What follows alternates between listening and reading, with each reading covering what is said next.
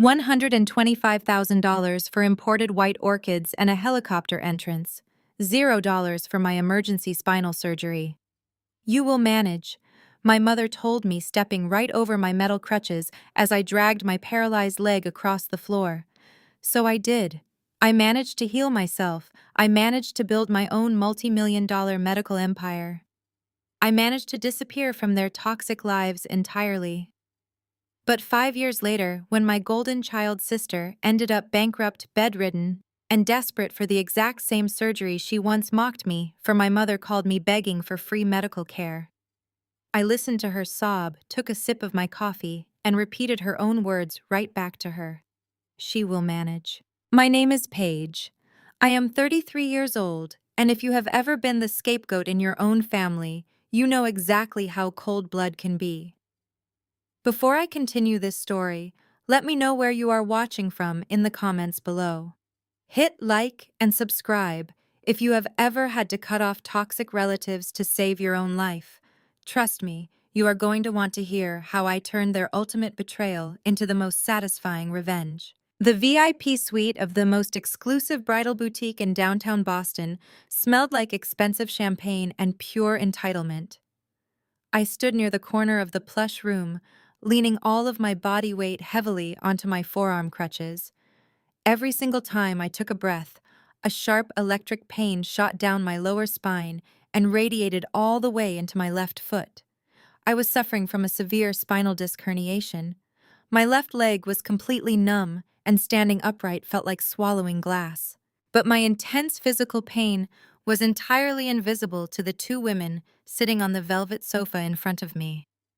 My 35-year-old sister Chelsea was standing on a circular wooden pedestal, admiring her reflection in a massive wall of floor-to-ceiling mirrors. She was draped in a $15,000 custom silk gown. She twirled slightly, her blonde hair catching the warm light of the crystal chandelier hanging above us. "Mom, do you think the French lace is too understated?" Chelsea asked, pouting at her own reflection. My mother Diane waved a perfectly manicured hand dismissively. She reached into her designer handbag and pulled out her leather-bound checkbook. "Nonsense, sweetie. It is absolutely perfect. And with the helicopter entrance and the imported white orchids flying in from Hawaii, the dress needs to be elegant. I just wrote the deposit check for the venue and the florist. $125,000, but my beautiful baby girl is worth every single penny." I shifted my weight on my crutches, my knuckles turning stark white as I gripped the handles. The room spun slightly from the agonizing pain in my back. I had been asking, practically begging my parents for a $40,000 loan for the past 3 weeks. My health insurance did not cover the out-of-network orthopedic surgeon who was the only specialist available to operate on my spine before the nerve damage became completely permanent. They had promised to help me.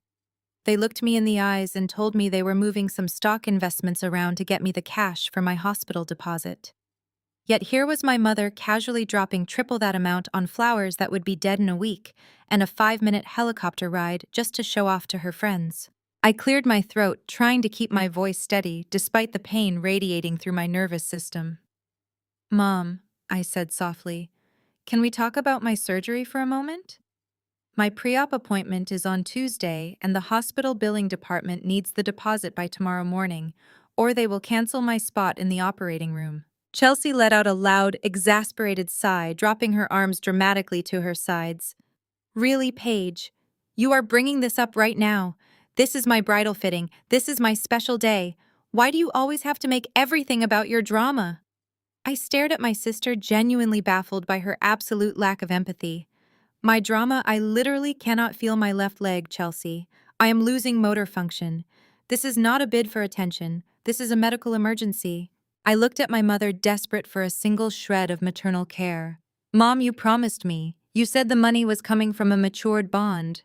You said you would transfer it to my account by Friday." Diane did not even look up from her checkbook as she capped her expensive gold pen. She sighed the exact same heavy, burdened sigh she had used my entire life, whenever I needed anything. When I needed braces in middle school, when I needed help with college tuition, when I needed a ride to the doctor.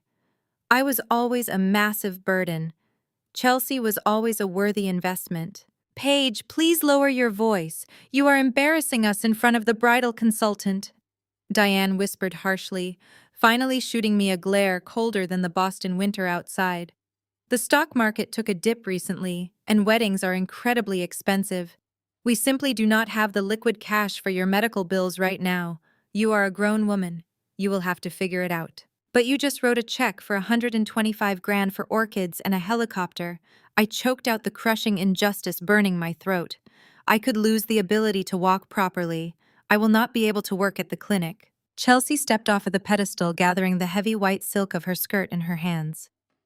Honestly, Mom is right. You need to take some ibuprofen and stop playing the victim all the time.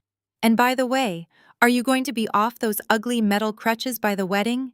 Because having you hobble down the aisle is really going to ruin the aesthetic of the bridal party photos. My photographer is flying in all the way from New York, and I do not want the pictures looking like a hospital ward. I stood there in the overly air-conditioned boutique, the physical agony in my spine completely eclipsed by the devastating realization that my family genuinely did not care if I ended up permanently disabled, just as long as Chelsea's wedding looked flawless on social media. It was the entire story of my life playing out in high definition. If Chelsea wanted a luxury car, my parents eagerly co-signed the loan. When I graduated at the top of my class with my doctorate in physical therapy, they skipped my graduation dinner because Chelsea had a minor fight with a boyfriend and needed emotional support. I had always known I was second place, but standing in that room, I realized I was not even in the race. I was not family to them. I was just an inconvenient prop meant to stand in the background of Chelsea's perfect life.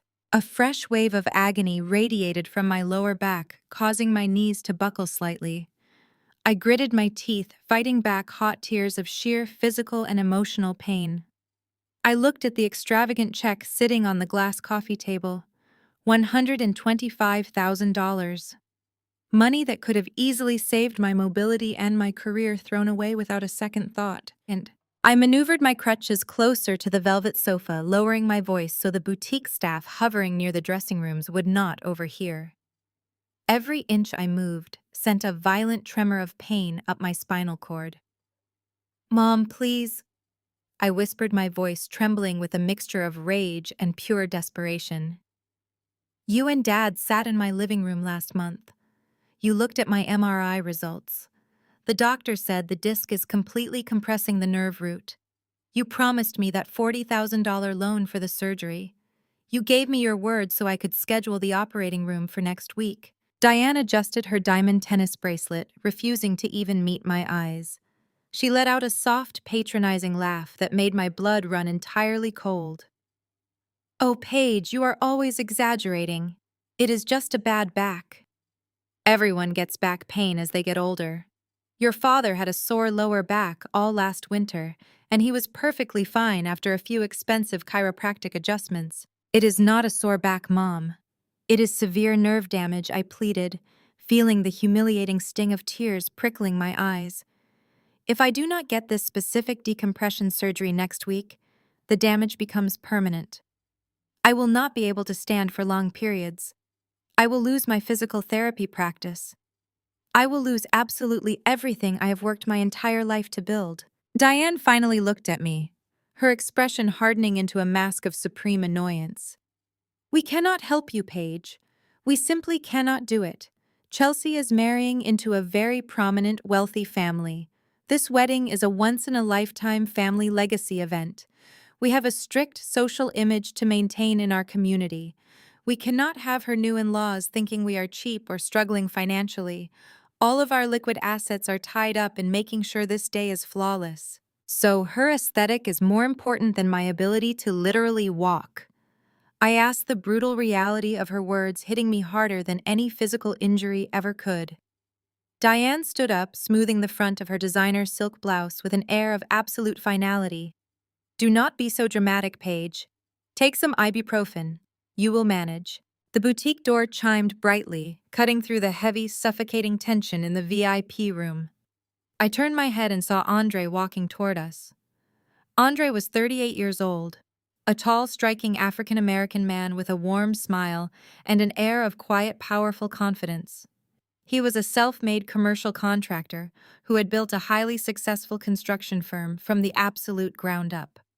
He was genuinely kind, hardworking, and completely blind to the toxic reality of the family he was about to marry into. Chelsea always played the sweet, innocent fiancé around him, and my parents treated him like royalty, solely because of his massive bank account and stellar reputation. Andre approached our seating area, shaking off the freezing Boston rain from his tailored wool coat. He immediately sensed the thick tension in the room.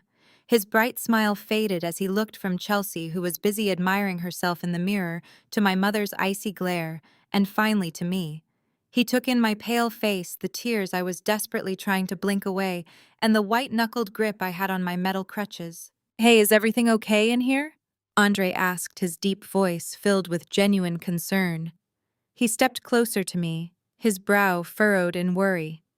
"Paige, you look like you are in absolute agony. Are you all right? Did something happen with your doctors?" Chelsea spun around in her gown, immediately putting on her best pout. "Oh, babe, it is nothing. Paige is just stressing everyone out about her medical bills again.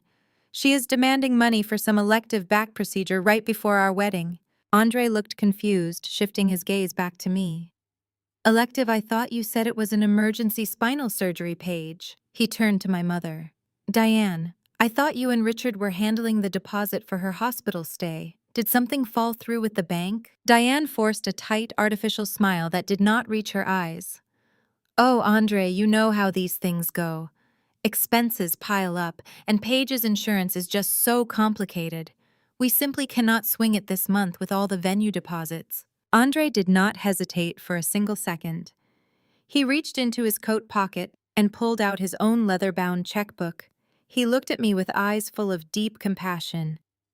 "Paige, how much do you need for the deposit right now?" "I can write you a check for $5,000 right here to get things started. You should not have to suffer like this. We are going to be family." The offer was so unexpected, so entirely kind, that it nearly broke whatever resolve I had left. For a split second, I wanted to take it. I wanted to grab the pen from his hand, secure my spot in the operating room, and finally find relief from the endless burning pain in my leg. But then I looked at my sister. Chelsea was glaring at me, her eyes flashing with absolute venom. If I took his money, I would be forever indebted to her. She would hold it over my head for the rest of my life, using it as proof that I was nothing more than a pathetic charity case. Worse, she would use it to manipulate Andre, twisting the narrative to make herself look like the generous savior, while painting me as the greedy sister who tried to ruin her wedding budget. I took a deep, shaky breath, straightening my posture as much as my shattered spine would allow. I looked Andre directly in the eyes. "Thank you, Andre. That is incredibly generous of you. Truly, but I cannot accept your money." "Paige, please," Andre insisted, holding the checkbook out toward me. "It is not a big deal at all. Health comes first."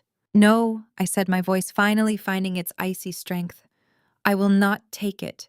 You keep your hard-earned money for the wedding." My family has made their priorities perfectly clear to me today. I did not wait for a response. I turned awkwardly on my crutches, the rubber tips squeaking against the polished marble floor. I ignored my mother's exasperated sigh and Chelsea's dramatic eye roll.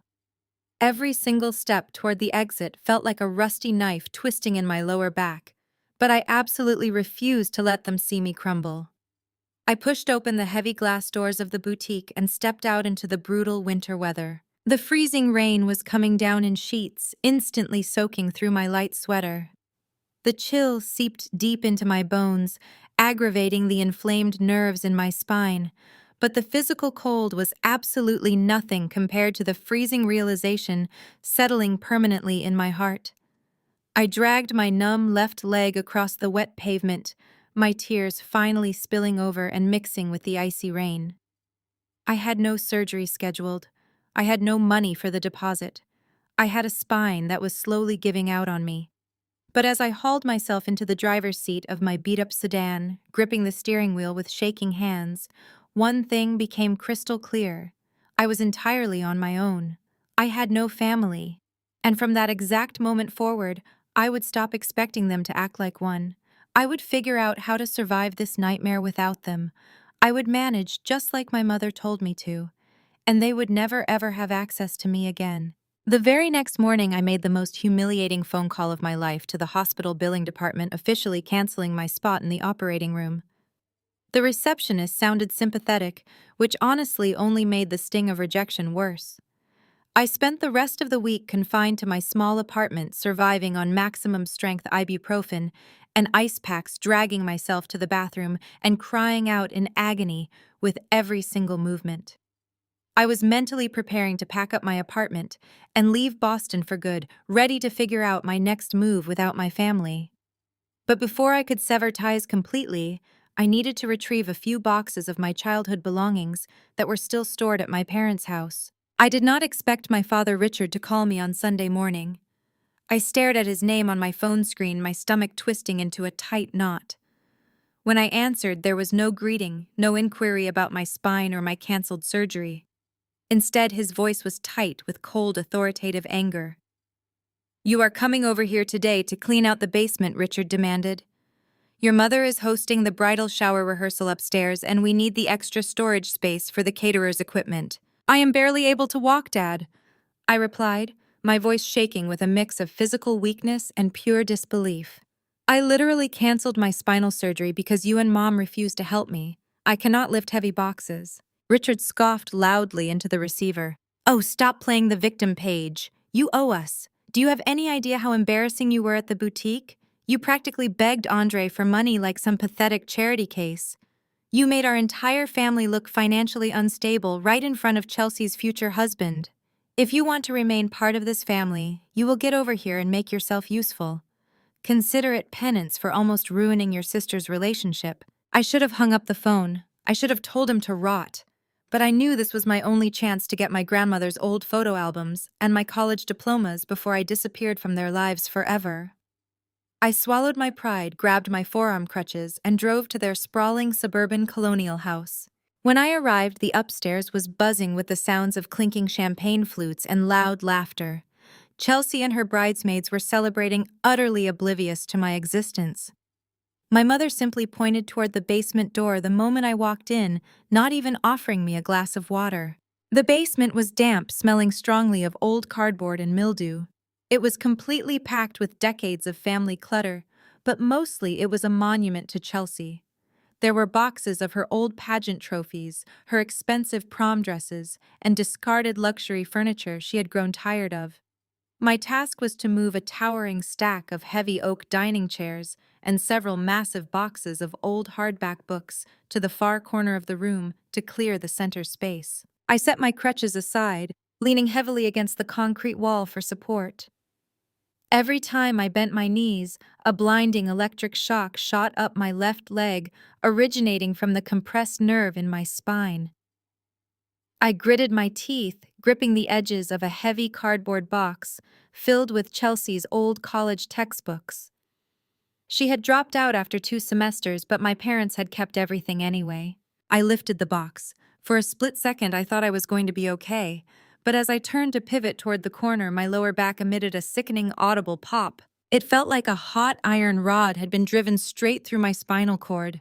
My vision flashed brilliant white.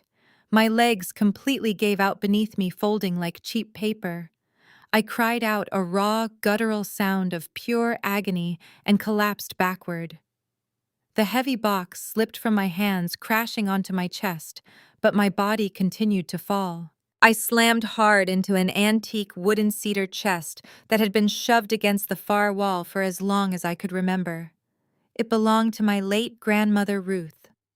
The impact of my fall was so violent that the aged wood splintered loudly. I lay on the cold concrete floor, gasping for air, the pain in my back radiating so intensely that I thought I might actually lose consciousness. Upstairs, the music continued to play. Nobody heard me fall.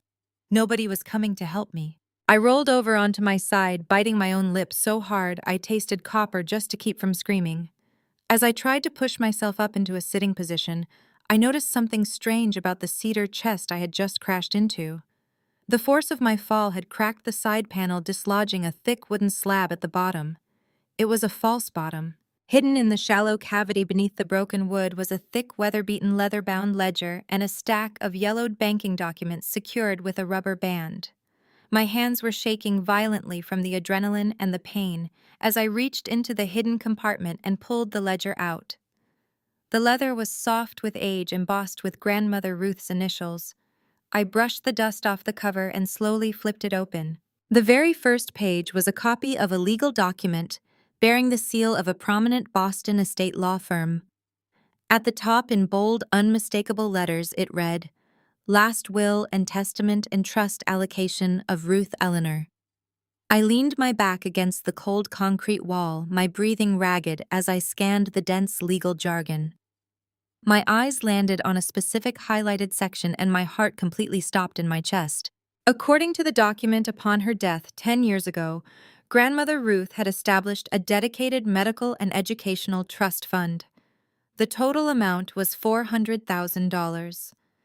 The terms explicitly stated that the funds were to be divided entirely equally between her two granddaughters, Chelsea and Paige, granting $200,000 to each of us, specifically for health crises tuition or starting a business. I stared at the numbers, my mind racing to process the massive weight of this discovery.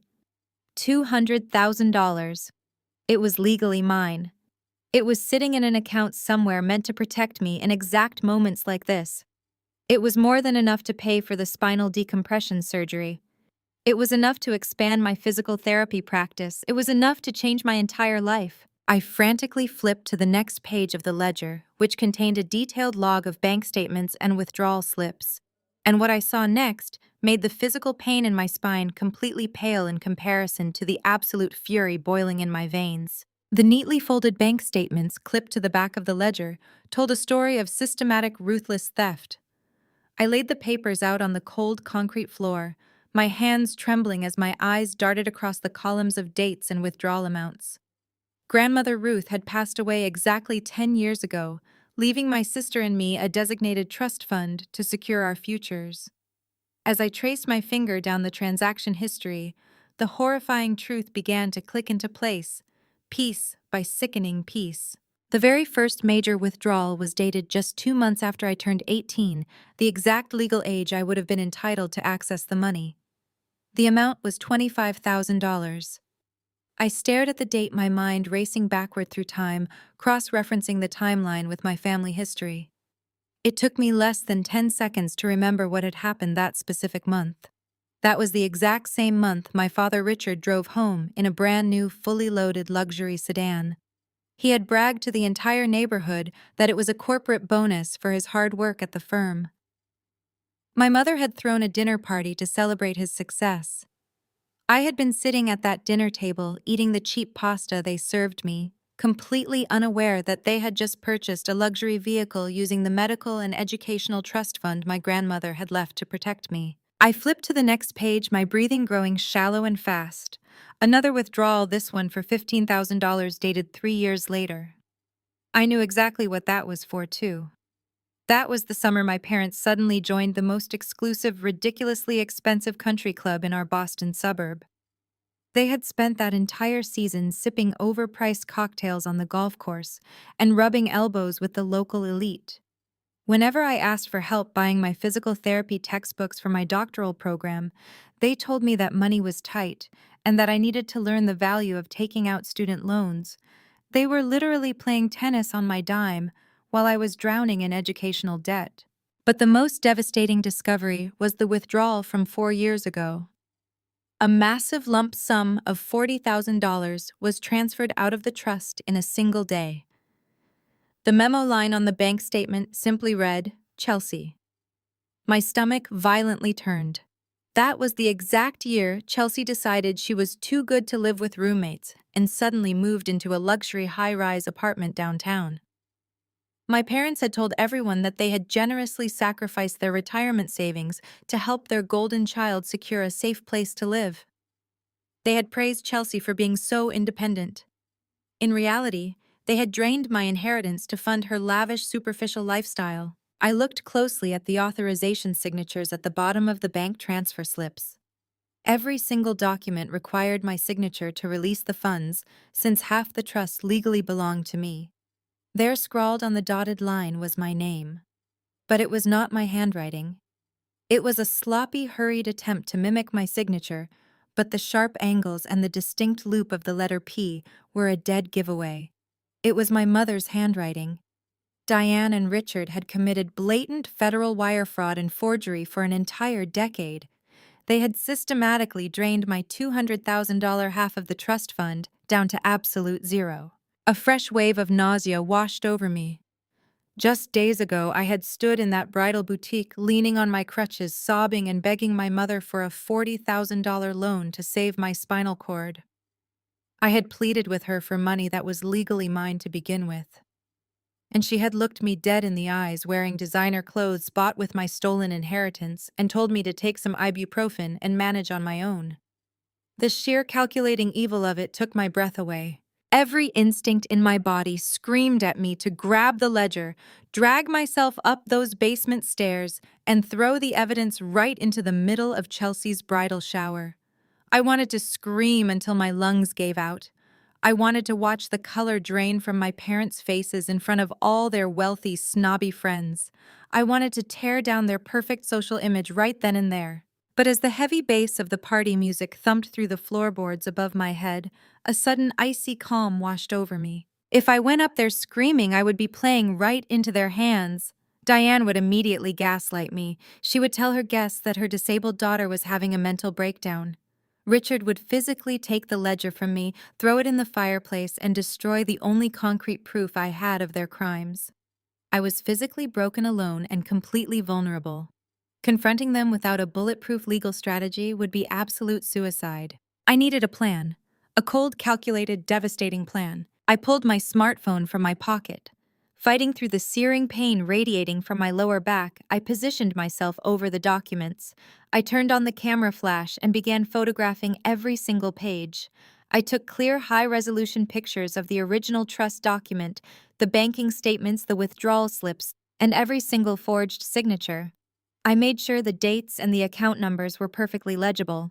I took over 50 photos, syncing them immediately to my secure cloud storage so they could never be deleted. Once I had documented every piece of evidence, I carefully gathered the papers, placed them back inside the leather-bound ledger, and tucked it securely into the false bottom of the broken cedar chest. I pushed the splintered wood back into place, arranging a few old winter coats over the chest to hide the damage from my fall. I grabbed my forearm crutches and hauled myself up from the concrete floor. The physical pain was excruciating, but the burning fury in my chest gave me a strange mechanical strength. I dragged myself up the basement stairs, silently slipping out the side door of the house and into the cold Boston afternoon. The party was still raging inside. They had not even noticed I was gone.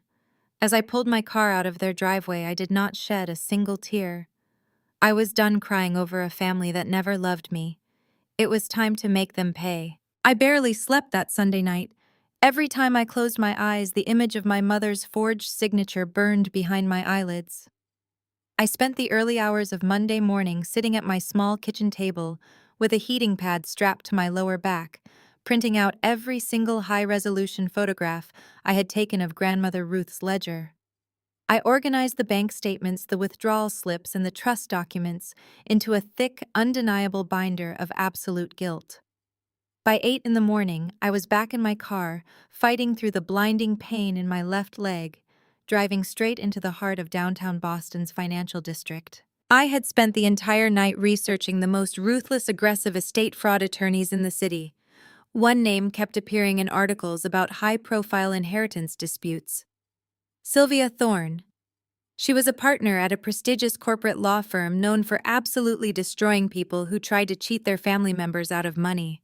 I knew I could not afford her standard hourly rate, let alone her massive retainer fee, but I also knew I held a royal flush in my hands. I hobbled into the sleek marble lobby of her law firm on my forearm, crutches ignoring the judgmental stares of the suited executives rushing past me. When I reached her floor, the receptionist took one look at my pale, sweating face and my cheap sweater and tried to brush me off, claiming Ms. Thorne did not take walk-in appointments. I simply placed the thick binder on the mahogany desk and told her to tell Ms. Thorne that I had a multi-million-dollar fraud case involving a prominent Boston executive, and if she did not want it, I would gladly take it to her biggest rival across the street. 10 minutes later, I was sitting in a corner office with floor-to-ceiling windows overlooking the harbor. Sylvia Thorne walked in. She was a striking woman in her late 40s wearing a tailored charcoal suit and an expression that meant absolute business. She did not offer me coffee or pleasantries. She simply sat behind her massive glass desk, folded her hands, and looked at me. "You have exactly 5 minutes to tell me why you forced your way into my schedule," she said, her voice sharp and calculating. "And I require a $10,000 retainer before I even look at a legal document." I looked her dead in the eye, pushing the binder across the glass surface. "I do not have $10,000, Ms. Thorne. What I do have is a meticulously documented case of federal wire fraud, identity theft, and grand larceny spanning a decade. The perpetrators are my own parents, and the victim is me. They drained my $200,000 trust fund to zero. The evidence in that binder is bulletproof. I want you to take my case on contingency, and I want them utterly destroyed." Sylvia raised a perfectly arched eyebrow. She slowly pulled the binder toward her and opened the cover. For the next 15 minutes, the only sound in the office was the crisp turning of pages. I watched her eyes dart across the forged signatures, the country club receipts, the luxury car purchases. The deeper she read, the more her posture shifted. The cold skepticism on her face melted into the predatory smile of a shark that had just smelled blood in the water. "This is not just a civil dispute," Paige Sylvia finally said, closing the binder and leaning back in her leather chair. "Your parents did not just breach their fiduciary duty as trustees, they committed federal crimes. Forging your signature on interstate bank transfers is wire fraud. When you add the identity theft, we are looking at a multitude of felony charges. If I hand this binder over to the FBI and the district attorney, your mother and father will not just be bankrupt. They will go to federal prison for a very long time." Hearing those words spoken aloud sent a massive jolt of adrenaline straight through my nervous system. Federal prison. The thought of my arrogant, image-obsessed parents being stripped of their designer clothes and locked in a cell was intoxicating. It was the ultimate karma for telling me to take ibuprofen for a shattered spine. But as much as I wanted to watch them burn, a harsh wave of reality washed over me, accompanied by a sharp spasm in my lower back that made me gasp. "If we go to trial, how long will it take?" I asked, gripping the arms of my chair. Sylvia tapped her pen against the desk.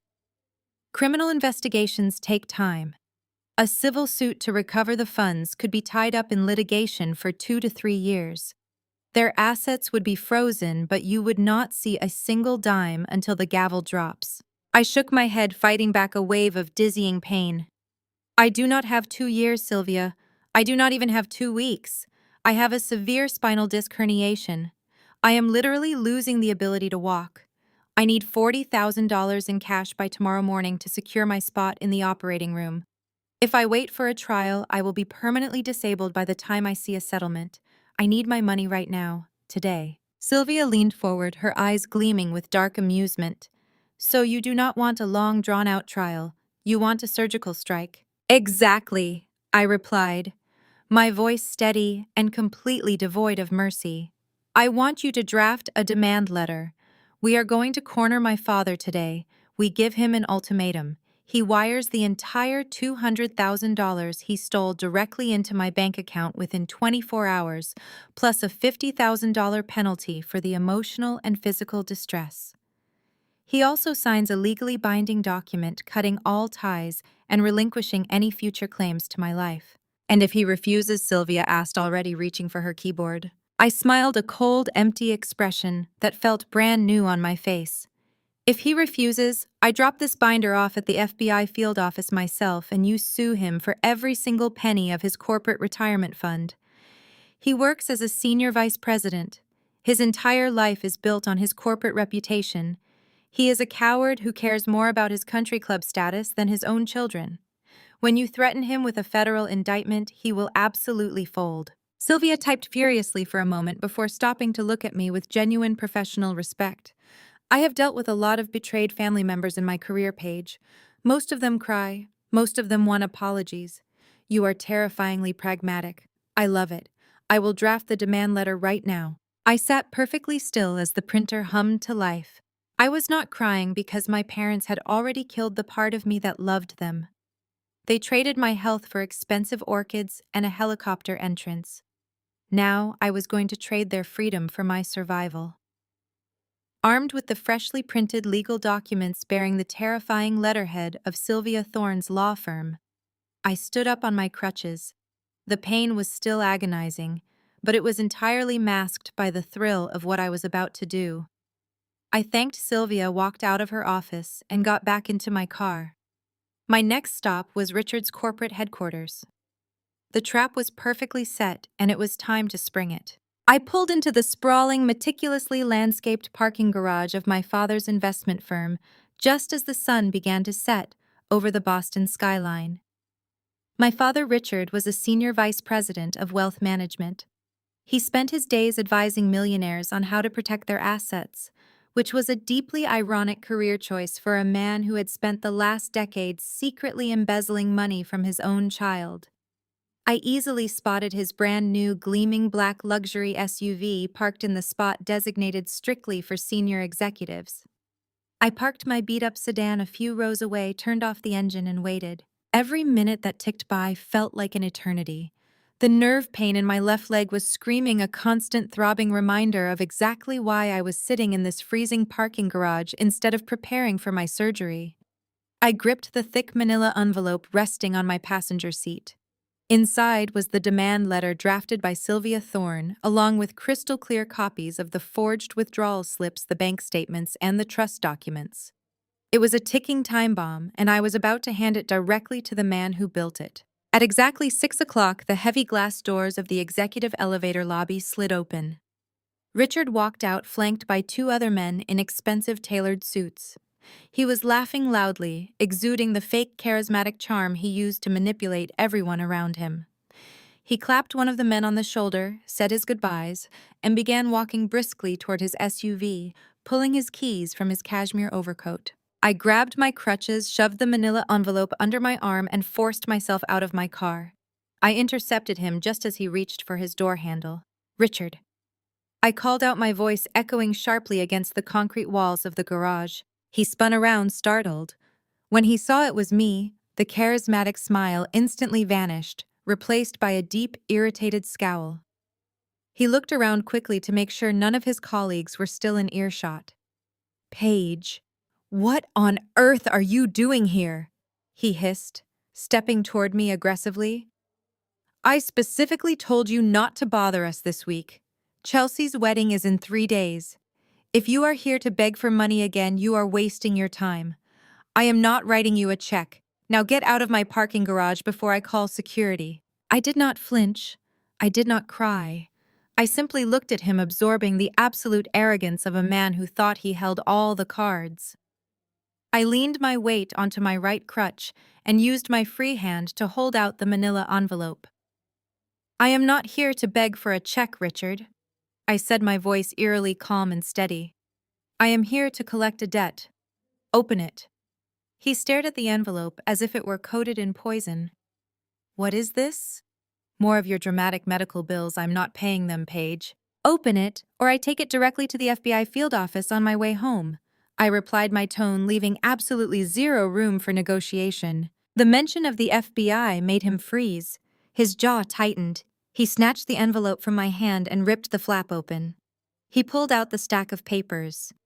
The very first page was the demand letter printed on the terrifying, heavily embossed letterhead of Sylvia Thorne's law firm. I watched his eyes scan the first few paragraphs. I watched the exact moment his brain processed the words, "wire fraud, felony embezzlement, and grand larceny." The color completely drained from his face. His skin turned a sickly ashen gray. His hands began to tremble so violently that the papers rattled in his grip. He frantically flipped to the next page, staring in sheer horror at the high-resolution photographs of Grandmother Ruth's ledger and the bank withdrawal slips bearing my mother's sloppy forged signatures. "Where did you get this?" he whispered, his voice completely devoid of its usual booming authority. "It does not matter where I got it," I said, taking a step closer, forcing him to back up against the door of his luxury SUV. "What matters is that Sylvia Thorne is currently holding the original copies. What matters is that you and Diane stole $200,000 from my medical trust to pay for country club memberships, luxury cars, and imported orchids. You committed federal crimes, Richard."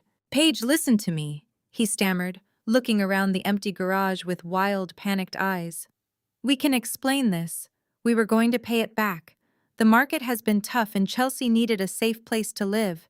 You have to understand we are family. We can work this out internally. You do not need lawyers." I let out a harsh, bitter laugh. "Family. You stood in a bridal boutique and told me to take ibuprofen for a shattered spine while you wrote a check for a helicopter. You forced me to clean your basement because you were embarrassed by my pain. We are not family. We are a victim and a thief. And right now you are going to pay me exactly what you owe me." He swallowed hard, completely trapped. "What do you want?" "You have exactly 24 hours to wire $250,000 directly into my bank account," I stated coldly. "200,000 is the principal you stole. The remaining 50,000 is a penalty for the emotional distress and the physical damage you have caused me by delaying my surgery. You will also sign the legal release at the back of that packet, relinquishing any and all future claims to my life, my assets, and my medical decisions. If that money is not in my account by 6 o'clock tomorrow evening, Sylvia Thorne forwards the entire binder to the district attorney and the FBI. You will lose your vice president title, your pension, your precious social standing, and your freedom." "250,000!" Richard gasped, clutching the papers to his chest. "Paige, Diane will notice that much missing from our joint accounts. It will ruin the wedding budget." "That sounds like a you problem, Richard. Figure it out. You will manage." I turned my back on him and began the agonizing walk back to my car. I did not look over my shoulder. I got into the driver's seat, started the engine, and drove out of the garage, leaving him standing there in the cold, staring at the destruction of his own perfect life. I spent the next 24 hours packing up my small apartment into cardboard boxes, taking frequent breaks to lie flat on the floor with ice packs. I kept my phone sitting on the counter waiting. Part of me wondered if his arrogance would override his fear. Part of me wondered if he would actually call my bluff. But Richard was at his core a profound coward. He cared far more about his corporate career and staying out of federal prison than he cared about my mother or Chelsea's wedding budget. At exactly 4:15 the following afternoon, my phone chimed with a priority banking alert. I picked it up, my hands shaking slightly. It was a notification from my bank. A domestic wire transfer had just cleared. $250,000 had been successfully deposited into my checking account. He had done it. He had quietly liquidated his personal emergency stocks behind Diane's back to save his own skin. I immediately called the hospital billing department, paid my $40,000 surgery deposit in full, and secured my spot in the operating room for the following Monday. Saturday morning arrived. It was the day of Chelsea's extravagant, flawless wedding. The sun was shining, and I knew Diane was probably running around a country club screaming at caterers and arranging orchids.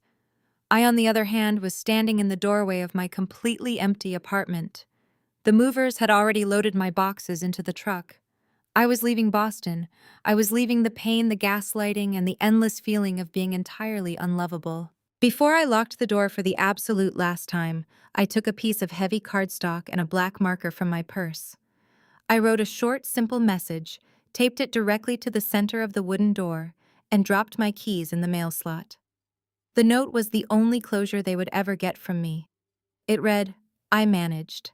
Enjoy the orchids." 5 years is a remarkably long time when you spend every single day of it rebuilding yourself from the absolute ground up. The spinal decompression surgery I secured with my recovered trust fund was a complete success. Waking up in that hospital recovery room still groggy from the anesthesia, the very first thing I noticed was the absolute absence of the burning nerve pain in my left leg.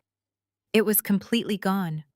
I could wiggle my toes, I could feel the cold hospital sheets against my skin. For the first time in months, I cried tears of pure relief, knowing that I was finally free from both the physical agony and the toxic family that had tried to keep me paralyzed. The recovery process was brutal, but I tackled it with a fierce, unbreakable determination. I used the remaining funds from the $250,000 wire transfer to pay off my massive medical debt and fund the final clinical rotations of my doctoral program. Within a year, I walked across the stage to receive my doctorate in physical therapy, my spine perfectly straight, completely unassisted by crutches. I did not invite a single family member to the graduation ceremony. I did not look back. Instead, I looked forward. I took my clinical knowledge, my absolute refusal to fail, and a small business loan, and I opened my very first sports rehabilitation clinic in a high-end commercial district of Boston. I called it Apex Elite Recovery. I worked 80-hour weeks. I built strong relationships with local orthopedic surgeons who started referring their most high-profile patients to me. Word spread quickly about the young doctor who pushed her patients to achieve the impossible because she had survived it herself. Fast forward to today. At 33 years old, I am the sole owner and founder of 3 state-of-the-art rehabilitation facilities across the state. My clinics feature hydrotherapy pools, anti-gravity treadmills, and a staff of 30 highly trained medical specialists. We treat professional athletes, marathon runners, and wealthy corporate executives. I went from begging my mother for a loan in a bridal boutique to commanding a multi-million-dollar medical empire. I drive a sleek imported sports car, I live in a gorgeous penthouse apartment overlooking the harbor, and I answer to absolutely no one. My parents and my sister were nothing more than a dark, distant memory locked away in a mental box I never opened. Until a crisp Tuesday morning in mid-October changed everything. I had just finished an early morning consultation with a professional hockey player and decided to walk down the street to an artisanal coffee roaster in the Back Bay neighborhood. The cafe was bustling with young professionals grabbing their morning caffeine before heading to their high-rise offices. I stood in line wearing a tailored charcoal blazer and crisp trousers, quickly checking patient emails on my phone. I ordered a large black coffee and stepped over to the pickup counter.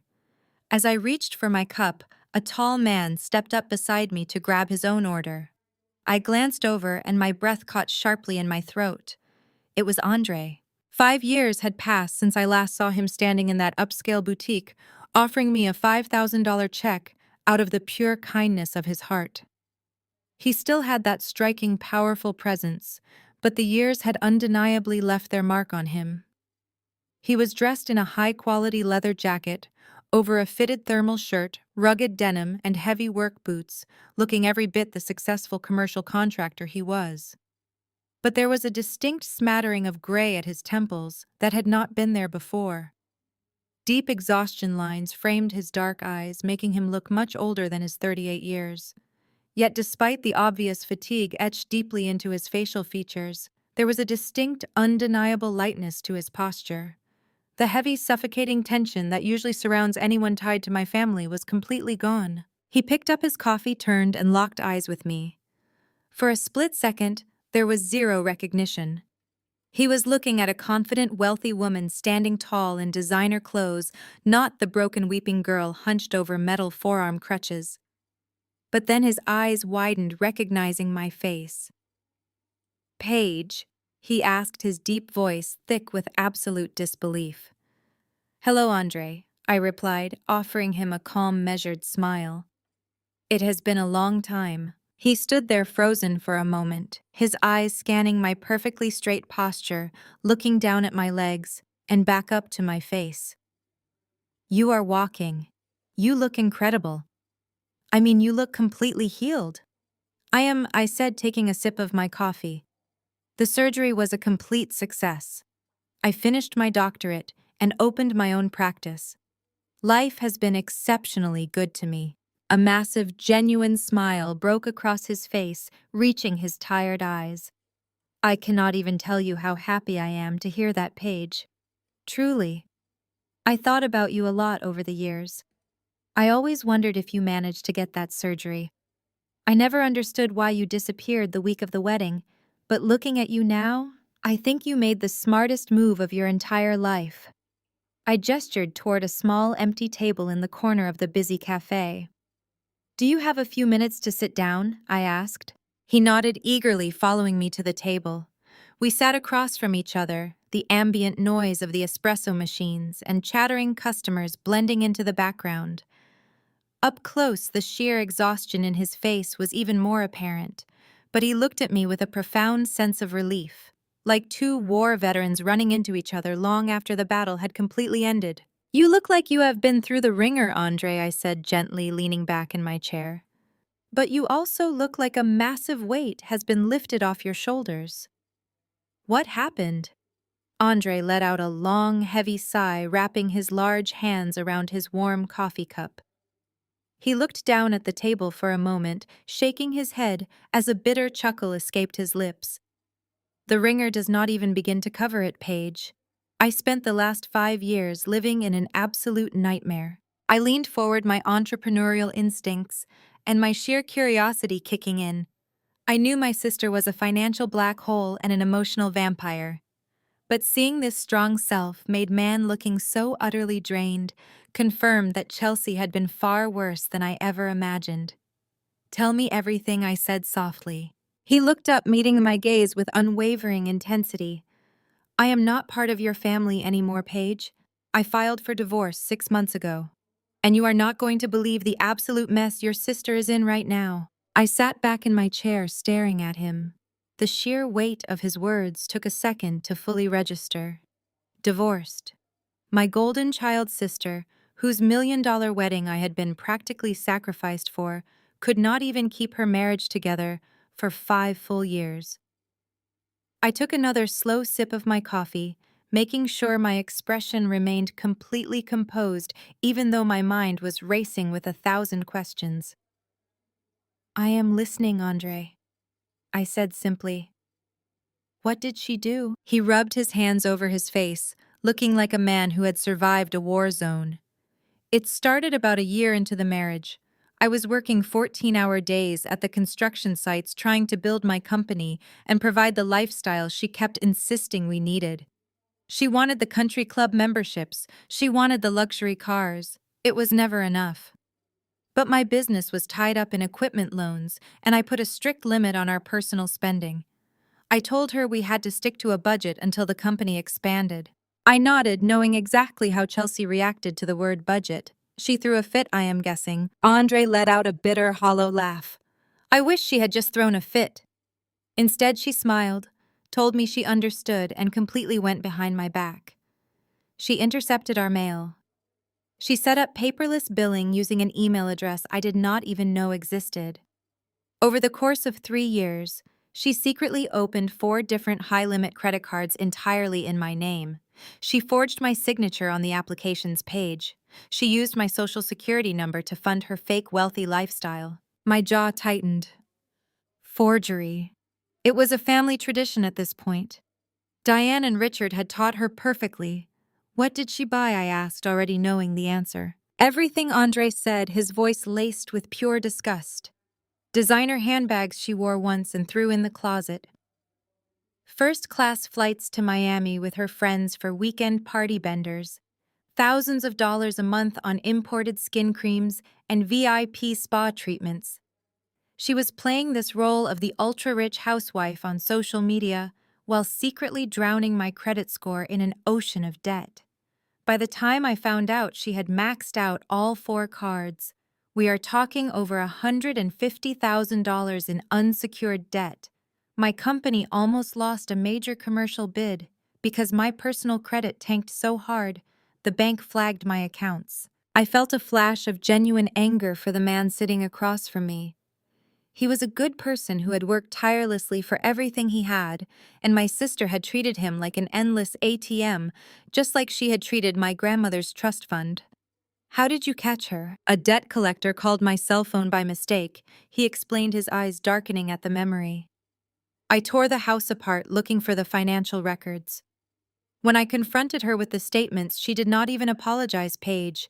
She actually screamed at me. She told me it was my fault for not providing the lifestyle she was promised. She said her parents would never have let her live like a peasant. I scoffed loudly. A peasant? Right. So you left her. I packed my bags that exact same night, Andre said, his posture straightening with a surge of pride. I filed for divorce the next morning. My lawyers ripped her apart in court. Because she committed financial fraud to open the accounts, the judge ordered her to assume the entirety of the debt. She got nothing from my business. She got nothing from the house.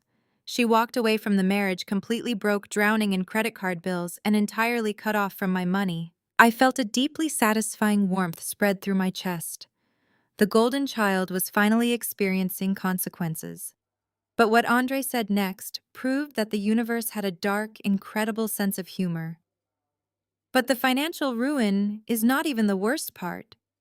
Andre continued, leaning in closer, his voice dropping slightly. You know how she was always partying, always drinking, stumbling around in those ridiculous high heels, never working out, just treating her body like absolute garbage. I nodded. Chelsea believed exercise was beneath her and that physical health was something you could just buy with a good plastic surgeon. Well, it finally caught up to her, he said, shaking his head. About a month after the divorce was finalized, she collapsed at a club in downtown Boston. She could not get back up. They had to take her to the emergency room in an ambulance. It turns out years of severe physical neglect, heavy drinking, and terrible posture completely destroyed her back. She has acute spinal degeneration, multiple completely ruptured discs. I froze, my coffee cup hovering halfway to my mouth. I stared at Andre, waiting for him to deliver the punchline. But his face was completely serious. Acute spinal degeneration. The exact same condition that had paralyzed my left leg. The exact same condition she had mocked me for in that bridal boutique. She is bedridden, Paige, Andre said, the irony thick in his voice. She is lying flat on her back, completely unable to walk without agonizing pain. She had to move back in with your parents because she cannot physically care for herself, and she has zero money to hire a nurse. The doctors told her that without an immediate, highly specialized spinal decompression surgery, the nerve damage will become permanent. She will spend the rest of her life in a wheelchair. The poetic justice of the situation was so flawless, it almost felt scripted. Chelsea, who had complained that my crutches would ruin her wedding aesthetic, was now entirely immobilized. She was bankrupt, divorced, and facing the exact same terrifying medical crisis she had callously told me to manage with ibuprofen. And let me guess, I said, a slow, sharp smile spreading across my face. She does not have the money for the surgery. Andre let out a short, cynical bark of a laugh. She is $150,000 in debt. Your parents drained a massive chunk of their retirement savings just to cover her divorce lawyers and keep her out of jail for the credit card fraud. None of them have the liquid cash for a $50,000 out-of-network surgery. They are completely tapped out. Your father tried to take out a second mortgage on their house just to cover her hospital bills. I sat there, letting the absolute perfection of the moment wash over me. The empire of lies my parents had built was finally crumbling down around them, and they were trapped inside it with their favorite daughter. Karma had not just knocked on their door, it had kicked the door off its hinges. I looked at Andre, feeling a profound sense of closure. Thank you for telling me this, Andre. Sincerely. It is nice to know the universe actually keeps a scorecard. I figured you deserved to know, he said, finishing the last of his coffee. You survived them, Paige. You got out. You built this amazing life for yourself, and they are drowning in their own toxicity. I just hope they never try to drag you back down with them. I opened my mouth to assure him that Diane and Richard would never dare contact me again. I was about to tell him that they were terrified of the legal leverage I held over them. But before a single word could leave my lips, the serene atmosphere of the coffee shop was pierced by a sound that made my blood run instantly cold. My cell phone, resting face up on the wooden table, began to ring. I glanced down at the screen and my heart completely stopped. The caller ID displayed a name I had not seen in 5 long years. It was Diane. I stared at the name flashing across my screen, a strange mixture of disbelief and ice-cold anticipation settling in my chest. Diane. She had not reached out to me once in 5 years. Not when I graduated. Not when I opened my first clinic. Not even a generic holiday text message. She had completely erased me from her perfectly curated suburban life the exact second I forced Richard to return my stolen inheritance. I looked up at Andre, who was watching me with a concerned expression. "Is everything okay?" he asked, noticing the sudden shift in my demeanor. "It is my mother," I replied softly, my eyes still fixed on the vibrating phone. Andre let out a low whistle, shaking his head. "Do not answer it, Paige. Trust me. They are desperate. They are drowning. If you pick up that phone, she will try to pull you right back under the water with them." I knew he was right. Every logical instinct told me to press decline and permanently block the number. But a darker, more vindictive part of me, the part that still vividly remembered dragging my paralyzed leg across that bridal boutique floor while they discussed imported orchids, wanted to hear exactly how desperate she sounded. I wanted to witness the collapse of her absolute arrogance. "I am just going to listen," I told Andre. I swiped the screen, brought the phone to my ear, and said absolutely nothing. I did not even say hello, I just waited. For a few seconds, the only sound coming through the speaker was frantic, ragged breathing. Then the sobbing began. It was not her usual, calculated, manipulative crying meant to gain sympathy at a dinner party. It was the raw, ugly, hyperventilating wail of a woman whose perfectly constructed reality had just shattered into a million pieces. "Paige." Diane choked out, her voice cracking violently. "Paige, please, please tell me you are there. Please do not hang up on me. I know I have no right to call you. I know we have not spoken, but I am begging you. I am literally begging you on my hands and knees." I sat perfectly still, my expression completely unreadable, as the ambient noise of the coffee shop swirled around me. I kept my voice completely devoid of any emotion.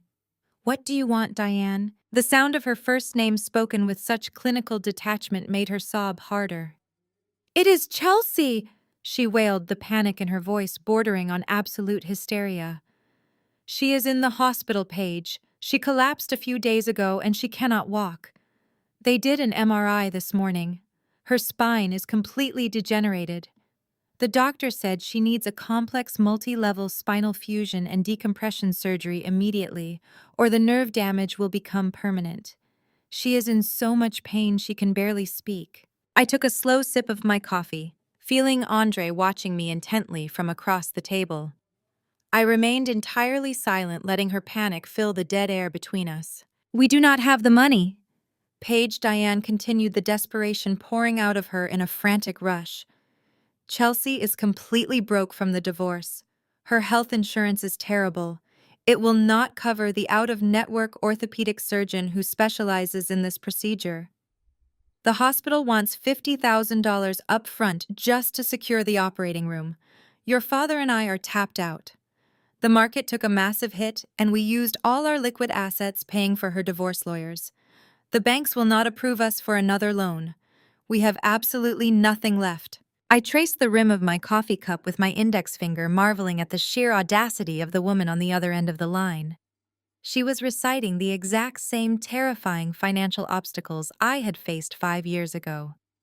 The out-of-network specialist, the upfront hospital deposit, the threat of permanent nerve damage. It was as if the universe had written a script specifically designed to humiliate her. "I know you own those fancy rehabilitation clinics now," Diane pleaded, her voice dropping into a frantic whisper. "I saw the articles online. You are so successful, Paige. You know the best surgeons in the city. You have connections. You have the money. Please, I am begging you as your mother. Call in a favor. Tell them to do the surgery pro bono, or just loan us the $50,000. We will pay you back, I swear it. You cannot just let your own flesh and blood become paralyzed. You have to save your sister." The silence stretched for 10 long, agonizing seconds.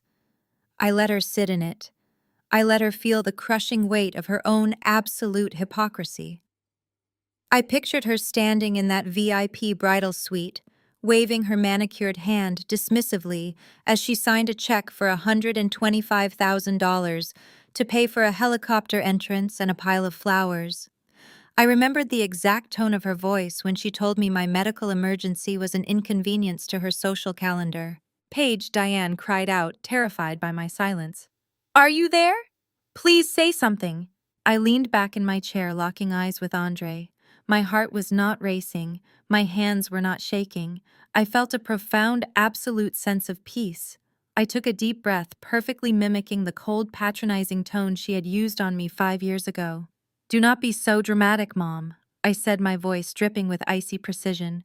Take some ibuprofen. She will manage. Before she could even draw a breath to respond, I pulled the phone away from my ear and ended the call. I set the phone face down on the wooden table and let out a long, slow exhale. Andre stared at me, his eyes wide with a mixture of shock and sheer admiration. He let out a low chuckle, shaking his head slowly. Remind me to never ever cross you, Paige, he said, raising his coffee cup in a silent toast. That was the most savage thing I have ever witnessed. I smiled, a genuine, relaxed smile that reached my eyes. It was not savage, Andre. It was just a refund. I gave her exactly what she gave me.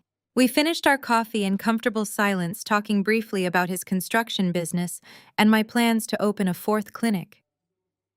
When we finally parted ways on the busy Boston sidewalk, I felt lighter than I had in my entire life. The chapter with my family was finally definitively closed. They were entirely powerless, drowning in the consequences of their own toxic decisions, and I was entirely free. Or so I thought. I walked into my flagship clinic feeling energized and ready to tackle the afternoon schedule. But the second I stepped through the glass doors, I knew something was horribly wrong. My front desk receptionist, a usually bubbly and efficient woman named Sarah, was looking frantically at her computer monitor. The main phone lines were lighting up like a Christmas tree, ringing incessantly. Dr. Paige, Sarah said, her voice tight with panic as she looked up at me. We have a massive problem. What is going on? I asked, walking quickly toward the reception desk. Did a piece of equipment break down? Sarah shook her head, turning the computer monitor so I could see the screen. It is not the equipment. It is your online reviews. We are being completely flooded. We have received over 200 one-star reviews in the last 45 minutes on Google, Yelp, and our Facebook business page. I stared at the screen, my brow furrowing in confusion. 200 reviews? That is impossible. We only see about 50 patients a day. Let me see them. I leaned over the desk and started scrolling through the newest reviews. My blood instantly ran cold. They were not from patients complaining about wait times or physical therapy techniques. They were vicious, coordinated personal attacks. Dr. Paige is a heartless monster who refuses to treat her own dying sister, one review read. Do not give your money to this clinic. The owner is a greedy millionaire who is letting her disabled family member suffer in agony just to save a few bucks, read another. I grabbed the computer mouse, clicking over to the clinic's tagged mentions on Facebook. Right at the top of the feed was a video that had already been shared over 400 times in local Boston community groups. The thumbnail showed my mother Diane sitting in a dimly lit hospital room, her face red and streaked with tears. Behind her, lying in a hospital bed wearing a neck brace, was Chelsea. I hit play. My daughter Paige is a multi-millionaire doctor who owns Apex Elite Recovery.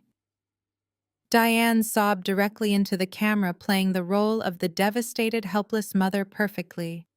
She knows her sister Chelsea is lying here with a shattered spine, facing permanent paralysis.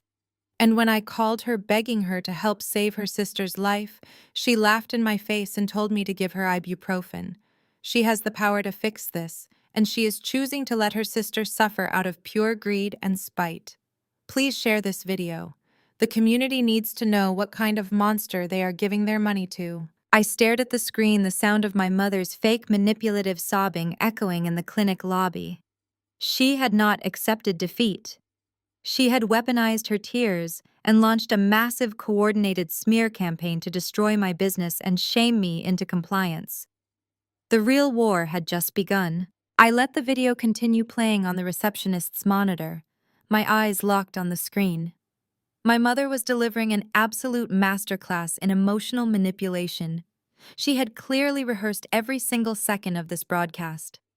The camera angle was positioned slightly above her, making her look small, fragile, and utterly defeated. She had intentionally skipped her usual heavy layer of expensive foundation, allowing the dark circles under her eyes to show prominently, painting the perfect picture of a devastated, exhausted matriarch sitting vigil by her dying daughter's bedside. Behind her, lying flat in the stark white hospital bed, Chelsea let out a perfectly timed, agonizing whimper. She was wearing a bulky foam neck brace, reaching a weak, trembling hand toward the camera.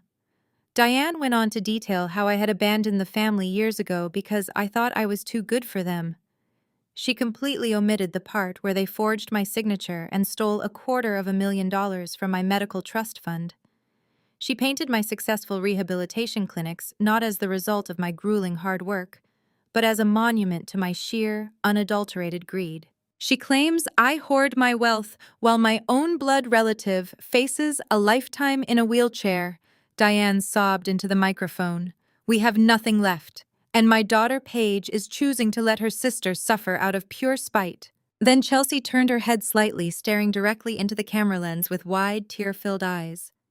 Paige, if you are watching this, I am so sorry for whatever I did to make you hate me, she whispered, her voice breaking perfectly on the last word. I just want to walk again. Please do not punish me like this. It made me physically sick to my stomach. She was playing the helpless, innocent victim, completely erasing the fact that she was lying in that hospital bed because she had committed felony credit card fraud against her own husband, lost her marriage, and partied until her spine gave out. She was weaponizing the very injury she had once mocked me for having. The comments beneath the video were an absolute nightmare of misplaced public outrage. Strangers who had never met me, who knew absolutely nothing about the decade of emotional and financial abuse I had endured, were actively calling for my professional ruin. How can a doctor take a sworn oath to heal people and then let her own sister become paralyzed, one user wrote.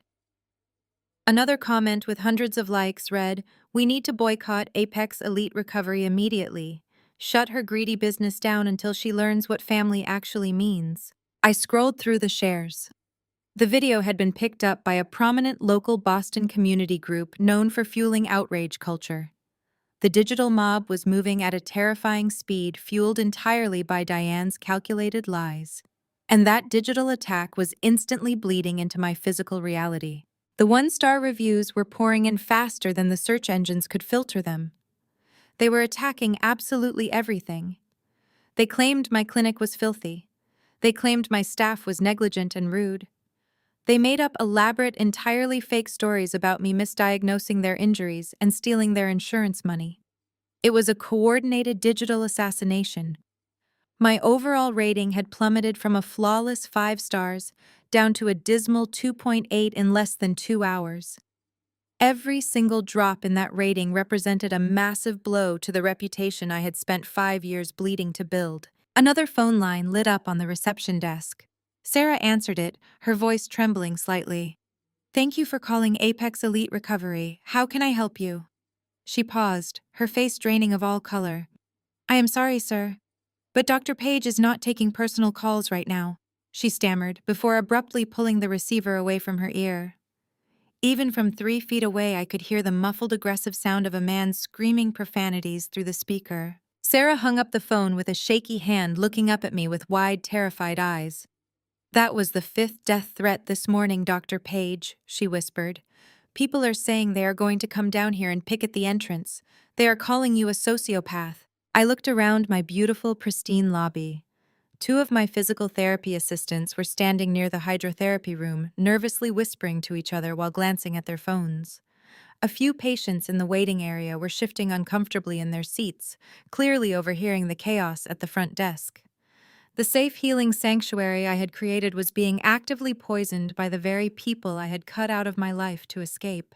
A normal person might have panicked.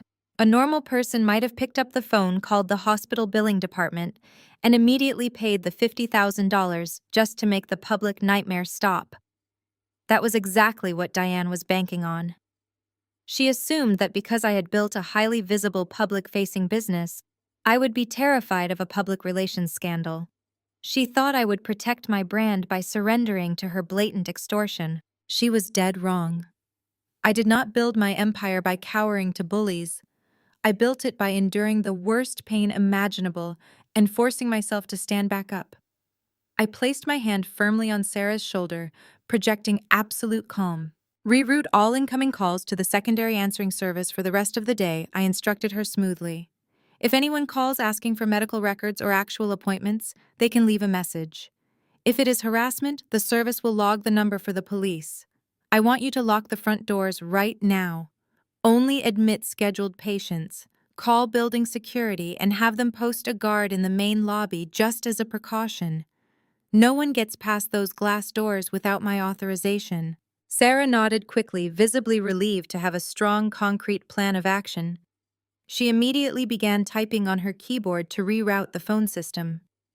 I turned to the rest of my staff, raising my voice just enough to be heard over the ambient noise of the clinic.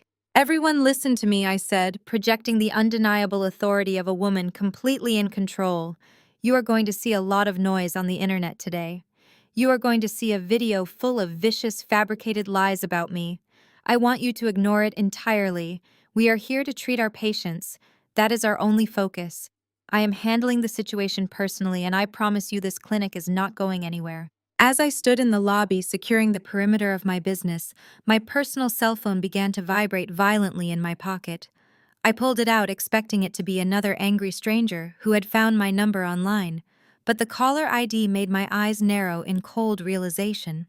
It was not a stranger, it was my uncle. And right beneath his missed call notification was a text message from my cousin, followed by a demanding email from my aunt. Diane was not just weaponizing the public, she had deployed the flying monkeys. The extended family was now getting involved entirely unaware of the absolute hellfire I was about to unleash upon all of them. I unlocked my phone and opened the flood of unread messages. The first was a massive block of text from my Uncle Thomas. Thomas was my mother's older brother, a man who had not bothered to call me on my birthday for over a decade, yet suddenly felt incredibly entitled to dictate my financial decisions. Paige, I just watched your mother's video, his text began. I am absolutely appalled by your behavior. Your sister is lying in a hospital bed in agonizing pain, and you are sitting in your fancy office counting your money. You need to do the Christian thing right now. Step up, pay for her surgery, and apologize to your parents for causing them so much distress. Family is everything. God is watching you. I let out a harsh, humorless laugh. Do the Christian thing. It was a fascinating demand coming from a man who had blatantly cheated on his wife for 5 years and borrowed $20,000 from my grandparents that he never paid back. But that was exactly how the flying monkeys operated. They were the extended family members who blindly believed the Golden Child's narrative and swooped in to attack the scapegoat on command. They did not care about the truth. They only cared about protecting the toxic family system they were all secretly a part of. I swiped past his message and opened an email from my Aunt Carol. She had bypassed my personal cell phone and sent her venom directly to my clinic's public contact address. She accused me of bringing immense shame to the family name. She demanded that I stop being so selfish and use my medical connections to get Chelsea free treatment. She even threatened to call the local medical board to report me for ethical violations, which was completely absurd considering Chelsea was not even my patient. The digital harassment was rapidly bleeding into the physical operations of my business. My receptionist, who was already visibly shaken by the aggressive phone calls from strangers, looked up at me with tears welling in her eyes. The secondary answering service we had just activated was already overwhelmed. Extended family members, realizing I was ignoring their text messages, were actively tying up the clinic's medical phone lines. They were demanding to speak to the owner. They were screaming at my staff, trying to shame them into transferring the calls to my private office. I told my receptionist to take a paid hour off and go sit in the break room. I took over the front desk myself, systematically blocking numbers and directing legitimate patient inquiries to our backup scheduling software. But the sheer volume of the coordinated attack was staggering. Diane had successfully weaponized the entire extended family against me. Just as I was blocking my cousin's phone number, the heavy glass doors of the clinic swung open. My public relations manager, David, rushed into the lobby. David was a sharp, highly paid crisis management expert whom I had retained a year ago when we started working with high-profile professional athletes. He was usually completely unflappable, but today his face was pale and he was clutching his tablet tightly against his chest. "Paige, we have a massive crisis on our hands," David said, his voice dropping into an urgent whisper as he approached the desk. "We need to go into your office right now." I nodded, leaving the reception desk on lockdown and leading him down the quiet hallway into my private office. I closed the heavy oak door behind us, instantly shutting out the chaotic ringing of the lobby phones. David immediately placed his tablet on my desk, pulling up a series of terrifying analytics graphs. "The video your mother posted is going violently viral," David explained, pointing to a red line on the screen that was spiking upward at an alarming rate. "It has been shared in over 50 local Boston community groups. We have lost hundreds of 5-star reviews. People are organizing a digital boycott of Apex Elite Recovery. Your personal reputation is taking a catastrophic hit, and it is actively damaging the brand you spent 5 years building." I looked at the plummeting numbers, feeling a sharp flare of anger in my chest. "What do you suggest we do, David?" He let out a heavy sigh, running a hand through his hair. "I am going to be completely honest with you, Paige. From a purely corporate standpoint, you need to make this go away immediately. You need to pay the $50,000. I stared at him, my posture instantly stiffening. "Excuse me?" "Hear me out," he pleaded, holding up his hands defensively. $50,000 is a drop in the bucket for this clinic. We can write it off as a public relations expense. You wire the money to the hospital directly so they cannot misuse it. Then we immediately issue a press release stating that despite personal estrangements, Apex Elite Recovery always puts family and healing first. We spin this into a massive philanthropic victory. You look like the bigger person, the outrage completely dies down, and your mother's entire narrative is instantly destroyed. If we fight this in the court of public opinion, it will take months to repair the brand damage. Just pay the ransom, Paige." I listened to his logic. I understood exactly why he was suggesting it. He was looking at spreadsheets, brand analytics, and profit margins. But he did not know about the cold basement. He did not know about the forged signatures on Grandmother Ruth's trust fund. He did not know what it felt like to be told to manage a shattered spine with ibuprofen. "Absolutely not," I said, my voice cold and unyielding. "Paige, please, this is emotional terrorism," David argued. "You are letting them hold your business hostage over $50,000. That is exactly why I will not pay them a single dime, David." "Because it is emotional terrorism," I fired back, leaning across my desk.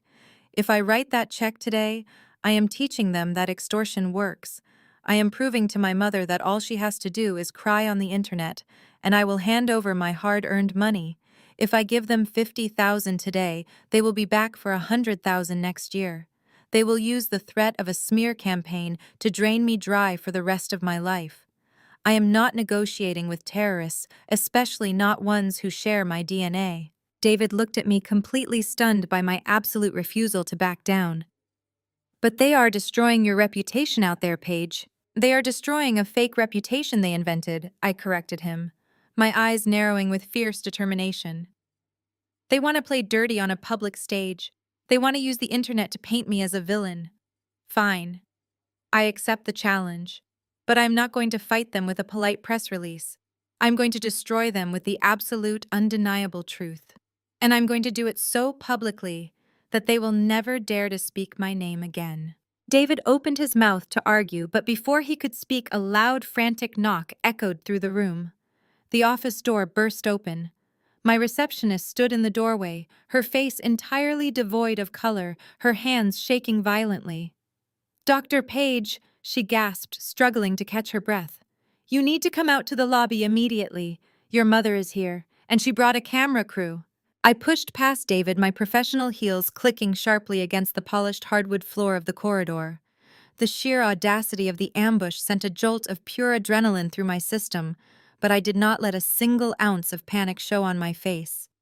I reached the heavy glass doors that separated the private treatment rooms from the main reception area and pushed them wide open. The scene in my clinic lobby was absolute orchestrated chaos.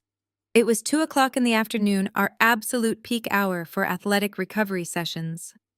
At least a dozen patients were seated in the waiting area, staring in stunned silence at the spectacle unfolding in the center of the room. Right in the middle of my pristine eucalyptus-scented lobby stood Diane. She was gripping the handles of a heavy metal hospital wheelchair. Slumped in the seat was Chelsea, wearing a bulky foam neck brace and a purposefully oversized faded hospital gown to make her look as frail and pathetic as humanly possible. Hovering inches away from them was a young man with a massive DSLR camera rigged to a stabilizing gimbal. A blindingly bright LED light was attached to the top of his camera, completely washing out the calming ambient lighting of my clinic. He was a notorious local gossip blogger who ran a heavily followed social media page dedicated to Boston area scandals. Diane had actually hired a professional instigator to document her extortion attempt. The moment the heavy glass doors swung shut behind me, Diane pointed a shaking, dramatic finger directly at my chest. "There she is," Diane yelled, her voice echoing shrilly off the high ceilings. "There is the millionaire doctor who is leaving her own sister to rot." The blogger immediately pivoted, shoving the glaring camera rig right into my face. "Dr. Paige," he demanded, his tone dripping with aggressive, feigned journalistic integrity. "Care to comment on the allegations that you are hoarding your wealth while your sister faces permanent paralysis? Are you actively refusing to pay for her life-saving surgery?" I did not flinch. I did not raise my hands to block the camera lens. I simply stood my ground, my posture perfectly straight, projecting the undeniable authority of a woman who completely owned the building they were currently trespassing in. My first priority was not defending myself to a local internet troll. My first priority was my patients. I looked past the blinding camera light and addressed my clinical staff, who were standing frozen behind the reception desk. "Initiate privacy protocol. Alpha, right now." I instructed my team, my voice calm, commanding, and completely level. "Escort every single patient currently in the lobby into the private physical therapy bays in the back. We have an unauthorized recording device in the facility, and we will strictly enforce HIPAA privacy regulations.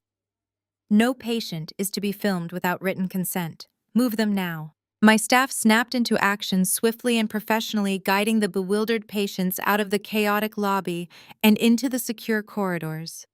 The blogger tried to pan his camera to catch the patients fleeing, but my security guard stepped firmly in his line of sight, completely blocking the shot. Diane realized she was losing her captive audience and immediately escalated her performance. She violently pushed Chelsea's wheelchair forward, the rubber wheels squeaking aggressively against the polished tile floor. She stopped less than 2 feet away from me. "Do not you dare ignore us, Paige!" Diane screamed, her face contorting with a terrifying mix of genuine desperation and calculated rage. "You cannot just hide behind your staff and your fancy security protocols. We are not leaving this building until you face what you have done to this family." Chelsea let out a loud, theatrical groan, letting her head loll slightly to the side. "Paige, please," she whimpered, her voice raspy and weak. "It hurts so much. I just want the pain to stop. Why are you doing this to me?" I looked down at my sister. I was a licensed physical therapist who had spent thousands of hours diagnosing spinal injuries. I could see the genuine discomfort in her eyes, but I could also clearly see the subtle, voluntary muscle control she was using to keep her posture stable in the chair. She was in pain, but she was actively exaggerating the severity of her immediate mobility loss for the camera. It was a spectacular performance. I shifted my gaze back to my mother, offering her absolutely nothing but cold, clinical silence. My silence infuriated her. Diane slammed her hands down on the handles of the wheelchair. "You owe me!" she shrieked, entirely abandoning the fragile mother persona and letting her true, toxic entitlement shine brightly under the camera lights. "I gave you life. I fed you. I clothed you. I put a roof over your head when you were a child. You think you built this entire luxury clinic on your own?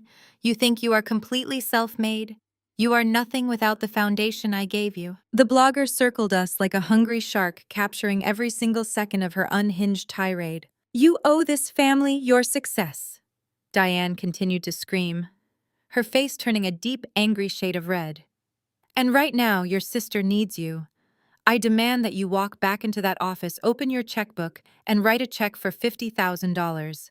Right here, right now. You are going to hand it to me in front of this camera, or I swear to God, I will stay in this lobby and scream until every single person in Boston knows what a cold, heartless sociopath you really are. The threat hung heavily in the air.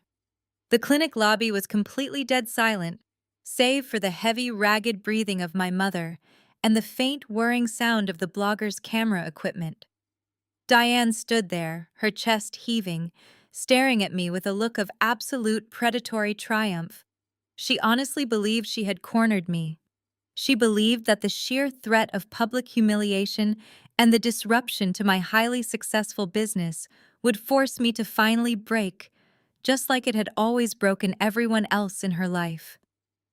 She expected me to crumble to cry, or to angrily try to defend myself to the man holding the camera. Instead, I looked directly into the lens of the DSLR camera. I made sure the lighting caught my completely unbothered, perfectly calm expression. I did not yell. I did not match her frantic, desperate energy. I let the silence stretch for a few more excruciating seconds, ensuring the audience watching the live feed felt the absolute weight of the standoff. Are you quite finished, Diane? I asked softly. Because if you are, I have a few documents I think your audience would absolutely love to see. I did not wait for her confused, gaping mouth to form another syllable. Instead, I raised my right hand and gave a subtle two-finger signal to my lead security guard standing near the entrance. He immediately stepped aside, pushing open the heavy glass door to allow a tall, broad-shouldered man in a crisp gray business suit to walk directly into the center of the lobby. The man bypassed the blogger entirely. He walked with the brisk, undeniable purpose of someone executing a court order. He stopped directly in front of my mother, pulling a massive, incredibly thick stack of legal documents from his leather briefcase. Diane, the man asked, his voice ringing with absolute clinical authority. My mother blinked, her aggressive posture faltering for a split second. Yes, she answered entirely by reflex. The man firmly pressed the heavy stack of papers directly against her chest, forcing her to grab them so they would not fall to the floor. You have been served, he stated flatly. He immediately turned on his heel and walked right back out the front doors, the entire exchange captured in high definition by the glaring light of the blogger's camera. Diane stared down at the terrifyingly thick stack of papers in her hands. The top page bore the unmistakable heavy red stamp of the Suffolk County Superior Court. Her hands, which had been gripping the wheelchair handles with such triumphant energy just seconds ago, began to shake violently. What is this? Diane demanded, her voice entirely stripped of its previous venom. She looked up at me, genuine panic bleeding into her eyes. I took a slow, deliberate step forward. I kept my voice perfectly modulated, speaking clearly so the microphone attached to the camera rig would pick up every single syllable. Since you decided to bring a camera into my place of business to discuss our private family matters, I figured we should make sure your audience gets the full legally documented truth, I said, gesturing smoothly to the papers trembling in her hands. What you are holding is a multifaceted legal response to the digital terrorism campaign you launched this morning. The blogger eagerly leaned in, zooming the lens closer to the court documents. He was no longer an accomplice in her extortion attempt. He was now a spectator to her absolute destruction. The first document is a formal cease and desist order. I explained, my tone as casual as if I were reading a grocery list. It explicitly prohibits you, Richard Chelsea, and anyone acting on your behalf from contacting me, my staff, or my business partners. The second document is an emergency restraining order granted by a judge an hour ago. You are officially barred from coming within 500 feet of myself, my residence, or any of my 3 clinic locations. By standing in this lobby right now, you are actively violating a court order. If you do not leave immediately after this conversation, my security team will have you arrested for criminal trespassing. Diane physically recoiled, the papers rustling loudly in the quiet lobby. Arrested. You would have your own mother arrested. I did not even blink. I would have a hostile trespasser arrested. I corrected her without missing a beat. And the third document is the most important one. It is a civil lawsuit filed against you and Chelsea for coordinated defamation, libel, and tortious interference with my business. Chelsea let out a sharp gasp from her wheelchair, her fake, frail persona slipping entirely. A lawsuit, she shrieked, sitting up straighter than a woman with supposedly acute spinal degeneration ever could. For what? For $2 million, I stated clearly, letting the massive number hang heavily in the air. $2 million in compensatory and punitive damages. Diane let out a strangled, breathless sound. $2 million. You are insane, Paige. We do not have that kind of money. We do not have anything. That is exactly why you thought this pathetic ambush would work, I replied, my voice turning to absolute ice. You thought you could use internet outrage to force me to write you a check because you are entirely broke. But here is the reality of the situation, Diane. You went online and intentionally published provably false statements about me to damage my professional reputation. You orchestrated a targeted campaign of fake one-star reviews to disrupt a multi-million-dollar medical enterprise. I have the analytics. I have the recorded phone calls of your flying monkeys harassing my clinical staff. I have absolute proof of your malicious intent. And in the state of Massachusetts, that means I can sue you into absolute oblivion. I turned my gaze directly to the blogger who was sweating profusely under his own camera light. And as for you, I said, addressing him with a sharp warning glare, you are actively broadcasting defamatory content on your platform. If this video remains on your page for one more minute, my legal team will amend the lawsuit to include you and your publication as co-defendants. I highly suggest you hit stop, delete the footage, and leave my building before you lose your entire livelihood. The blogger swallowed hard, his eyes darting frantically between me and the angry, desperate woman who had hired him. He did not hesitate. He reached up, clicked a button on the side of his camera, and the glaring LED light instantly snapped off. The live feed was dead. He muttered a quick, panicked apology, packed his gimbal, and practically sprinted out of the glass doors. With the camera gone, the final shred of Diane's fabricated bravery completely evaporated. She looked down at Chelsea, who was now crying real, terrified tears. They were cornered. There was no internet mob coming to save them. There was no public pressure forcing me to bend. There was only the cold, crushing reality of the American legal system wrapping tightly around their necks. "You cannot do this to us," Diane whispered, her voice completely broken. "We are your family. If you sue us for $2 million, we will be homeless. We will have absolutely nothing. Your father and I already took out a second mortgage on the house just to pay off Chelsea's credit card fraud lawyers. We are drowning, Paige." I looked at the woman who had spent my entire childhood making me feel utterly worthless. I looked at the sister who had mocked my physical pain while spending my stolen inheritance. I felt absolutely no pity. I felt no guilt. I took one final step closer to my mother, lowering my voice so only she and Chelsea could hear the absolute finality in my words. "You are right, Diane," I whispered, a dark, satisfied smile finally crossing my face. "You did take out a second mortgage. You owe the bank a massive amount of money.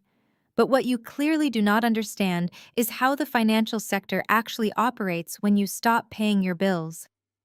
I watched her eyes widen in sheer, unadulterated terror as I prepared to play my final devastating card. Before a single word about their second mortgage could leave my lips, the heavy glass front doors of the clinic lobby pushed open once again. I paused, assuming my security team had called the local police to enforce the trespassing order. But the man walking through the doors was not wearing a police uniform. It was Andre. He stepped into the clinic wearing his heavy work boots and a rugged canvas jacket, looking like an absolute force of nature. He immediately locked eyes with the gossip blogger, who was frantically packing up his stabilizing gimbal near the exit. "Do not leave just yet," Andre said, his deep voice carrying effortlessly across the large room and commanding immediate attention. "If you want a real story for your followers, you are going to want to turn a camera back on. Right now." The blogger hesitated, clearly terrified of my $2 million defamation lawsuit, but his sheer desperation for a viral scoop completely overrode his common sense. He did not power up his massive lighting rig, but he quickly pulled his smartphone from his pocket, hit record, and pointed the lens directly at Andre. Diane spun around, her eyes widening in sheer panic as she recognized her former son-in-law. "Andre," she gasped. "What are you doing here? Tell Paige she has to help us. Tell her how much Chelsea is suffering." Andre did not even look at Diane. He walked straight past her, entirely ignoring the pathetic, frail routine Chelsea was putting on in the wheelchair.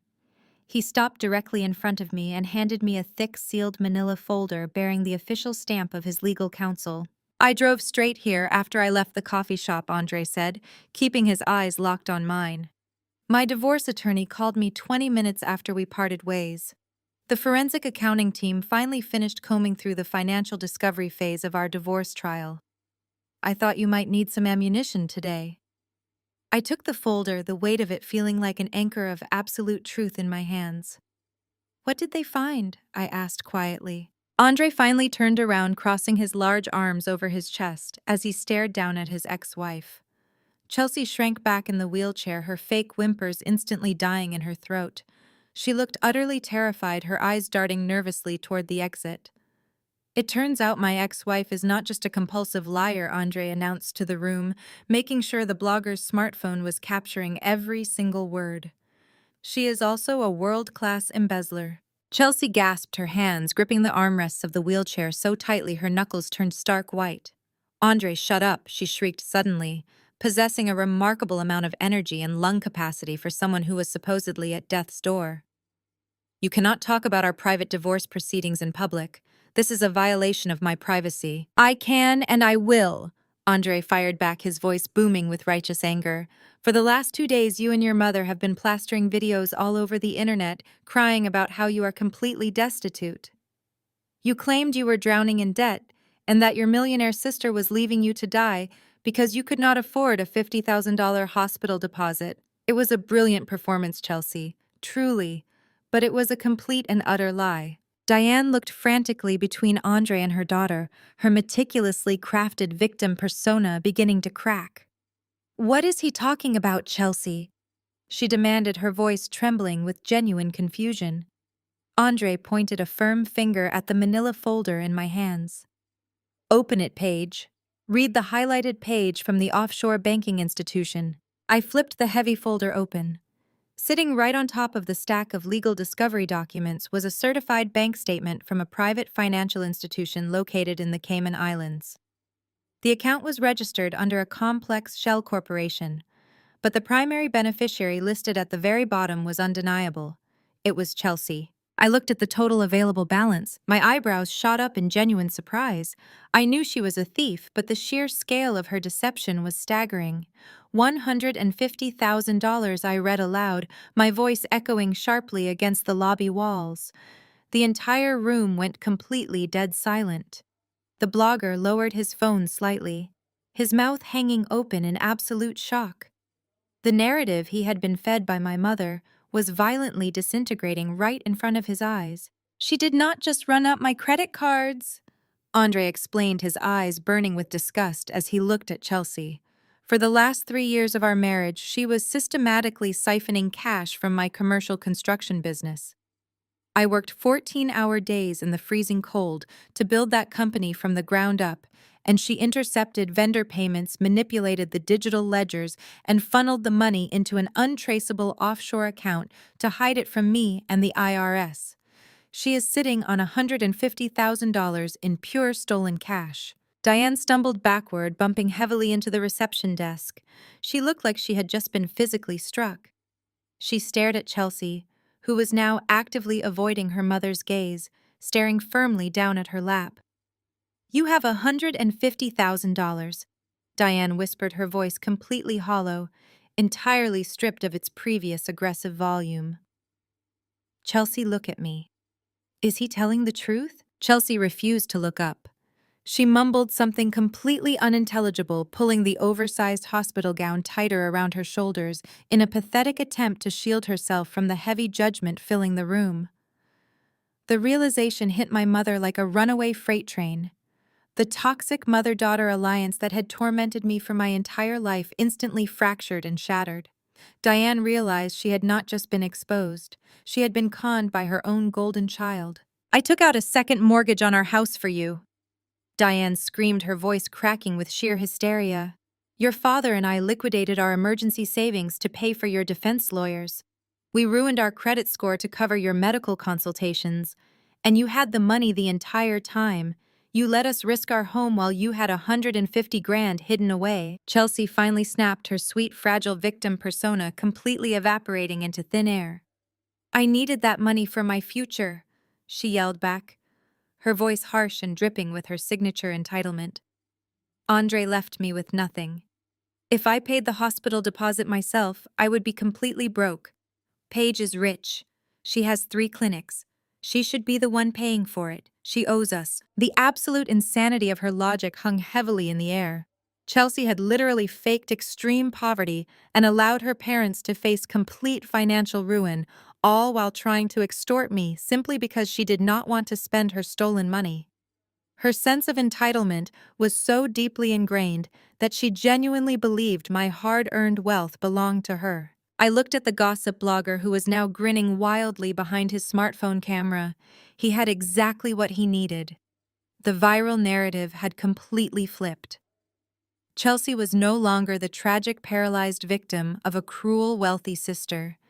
She was a manipulative, greedy criminal who stole from her hardworking husband and actively conned her own parents. The public sympathy she had spent 48 hours carefully cultivating was instantly obliterated. Andre walked over to me, offering a sharp, satisfied nod. "I told you, I thought you might need some ammunition," he said quietly. I closed the manila folder, a sense of profound, icy victory settling deep into my bones. "You gave me the entire armory, Andre. Thank you." I turned my attention back to my mother, who was now openly sobbing, not for Chelsea's spine, but for her own financial ruin. The standoff was officially over.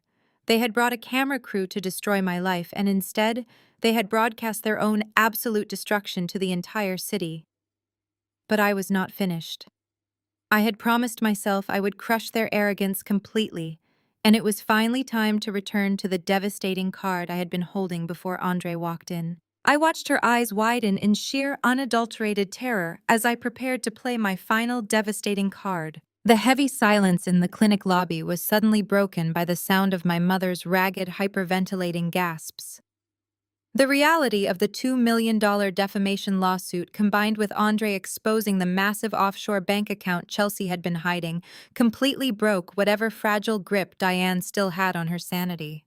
She looked down at the thick stack of court documents in her trembling hands, as if they were physically burning her skin. "You cannot do this," Diane whispered, her voice cracking so severely she sounded entirely unrecognizable. She looked up at me, her face pale and heavily lined with sudden absolute panic. "You cannot sue us, Paige. I am telling you the truth. We literally do not have a single dime to our names." I stood perfectly still, my arms relaxed at my sides, projecting an aura of complete and utter calm. "That is not what you told the internet this morning," I reminded her smoothly. "You told your thousands of new followers that you were victims of my greed. You brought a camera crew into my business to extort me for $50,000. Did you really think there would be absolutely no consequences for trying to destroy my life a second time?" Diane shook her head frantically, stepping away from Chelsea's wheelchair, as if the daughter she had worshipped her entire life had suddenly become a toxic liability. "You do not understand," Diane cried out, tears of genuine paralyzing fear streaming down her face. "When Chelsea got arrested for the credit card fraud she committed against Andre, your father, and I panicked. We hired the most expensive defense attorneys in Boston to keep her out of federal prison. They demanded an absolutely massive retainer. We drained every single penny of our retirement savings, Paige. Every single penny. But it was not enough to cover the legal fees and her medical consultations for her back. I already know all of this, I said coldly. No, you do not know the worst part, Diane shrieked, her voice echoing sharply against the high ceilings of the lobby. To keep Chelsea out of jail, your father and I went to the bank. We took out a massive second mortgage on our house. We leveraged the home you grew up in. We leveraged absolutely everything we had left to save her. And she had $150,000 hidden in an offshore account the entire time. Diane spun around, pointing a shaking finger directly at Chelsea, who was cowering in the wheelchair. She let us ruin our lives. She watched me cry myself to sleep because the bank started calling us every single day about missed payments, and she never said a word. She kept her stolen money hidden while we drowned. Chelsea shrank back, her hands gripping the armrests. Mom, stop it! She hissed, her voice dripping with venom. You are embarrassing us. It is my money. I needed it to secure my future after Andre abandoned me. You made the choice to take out that mortgage. That is your fault, not mine.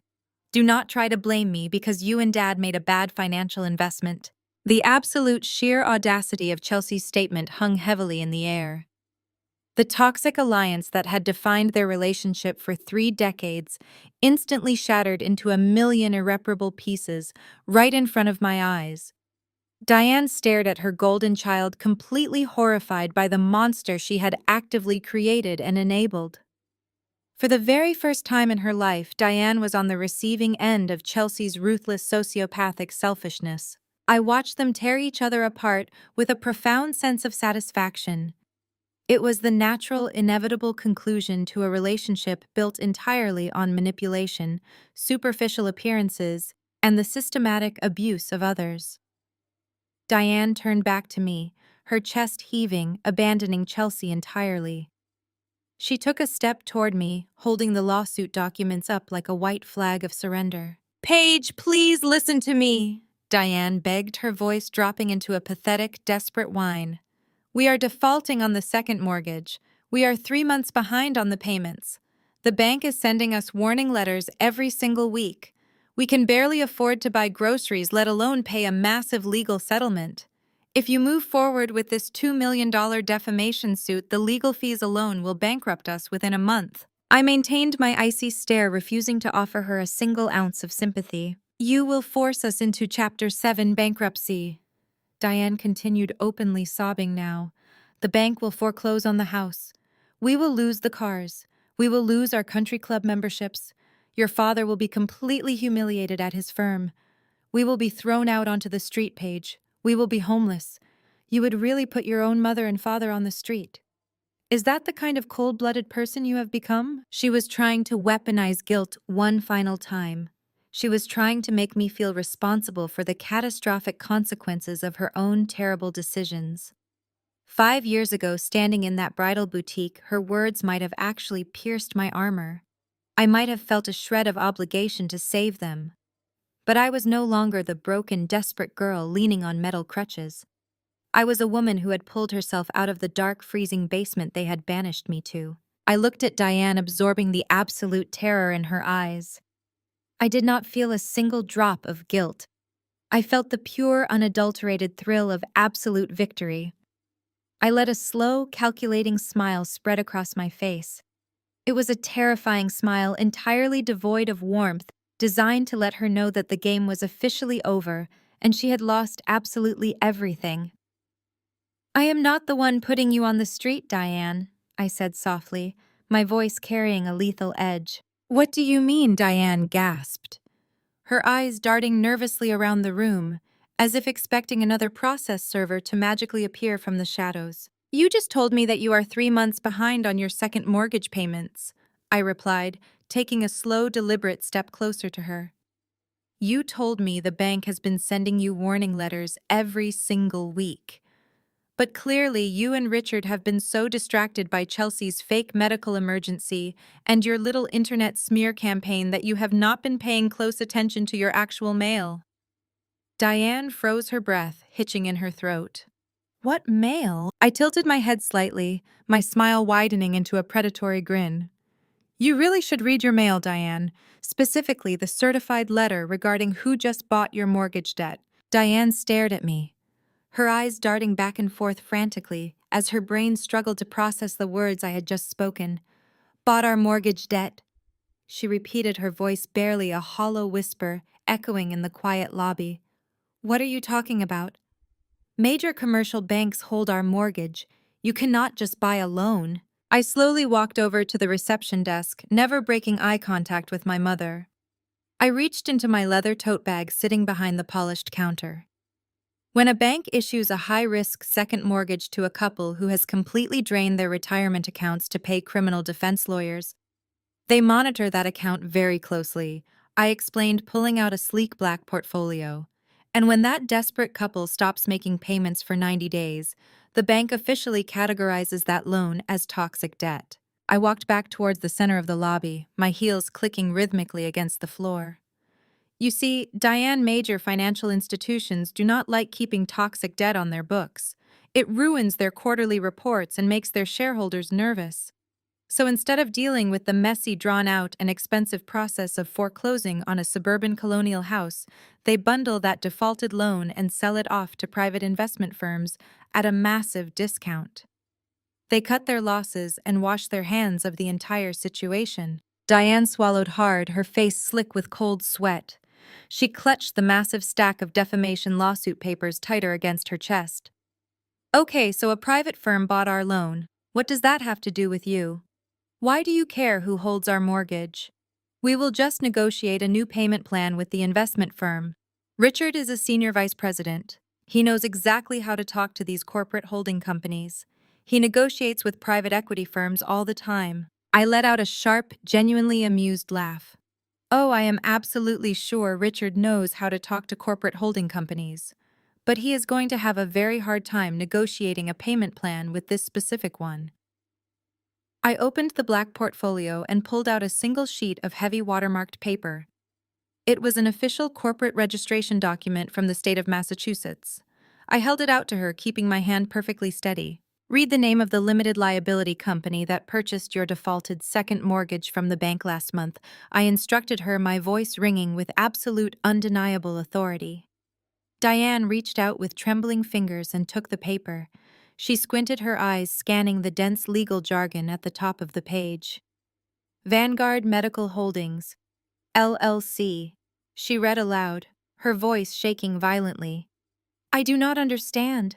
What does this mean? Now read the name of the sole managing director and primary shareholder listed at the very bottom of that registration document, I said, crossing my arms over my chest and waiting for the ultimate realization to hit her. Diane's eyes dropped to the bottom of the page. The color drained from her face so fast, I thought she might actually faint right there on my polished lobby floor. Her jaw dropped open. She dropped the paper as if it had suddenly caught fire. It fluttered to the ground, landing perfectly face up between us. Paige! She gasped, stepping backward and covering her mouth with both hands. Her eyes were wide with sheer, unadulterated terror. No, that is impossible. How could you afford to buy our mortgage? You run a physical therapy clinic. Did you really think my financial success stopped at 3 clinics? I asked, enjoying every single second of her absolute devastation. I own commercial real estate. I invest heavily in private equity. 2 months ago, my financial advisor flagged a highly interesting package of distressed residential debt being auctioned off by your bank. When I saw the address of my childhood home listed in the portfolio, I knew exactly what I had to do. I authorized Vanguard Medical Holdings to purchase your debt immediately. I paid in cash. Chelsea, who had been sitting in terrified silence in her wheelchair, suddenly grasped the sheer magnitude of what I was saying. She pushed herself up completely, forgetting her supposedly paralyzed spine.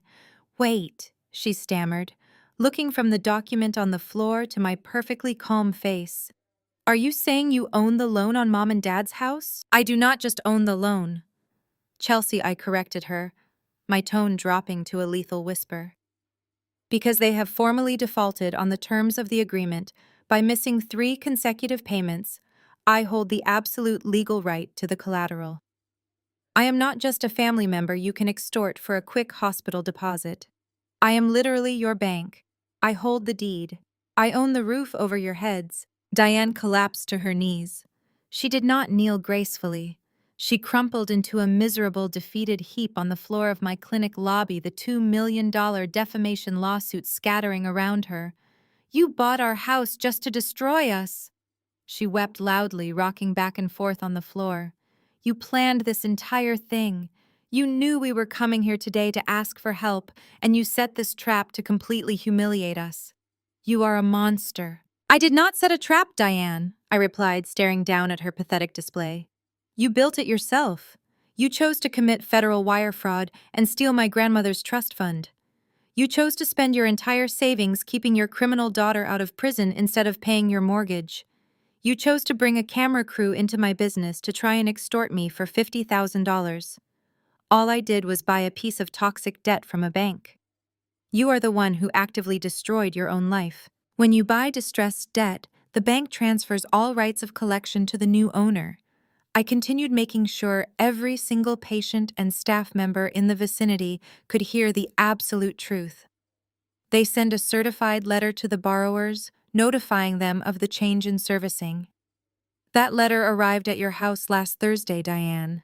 But you were too busy filming fake crying videos for Facebook and orchestrating a digital smear campaign to actually open your mail.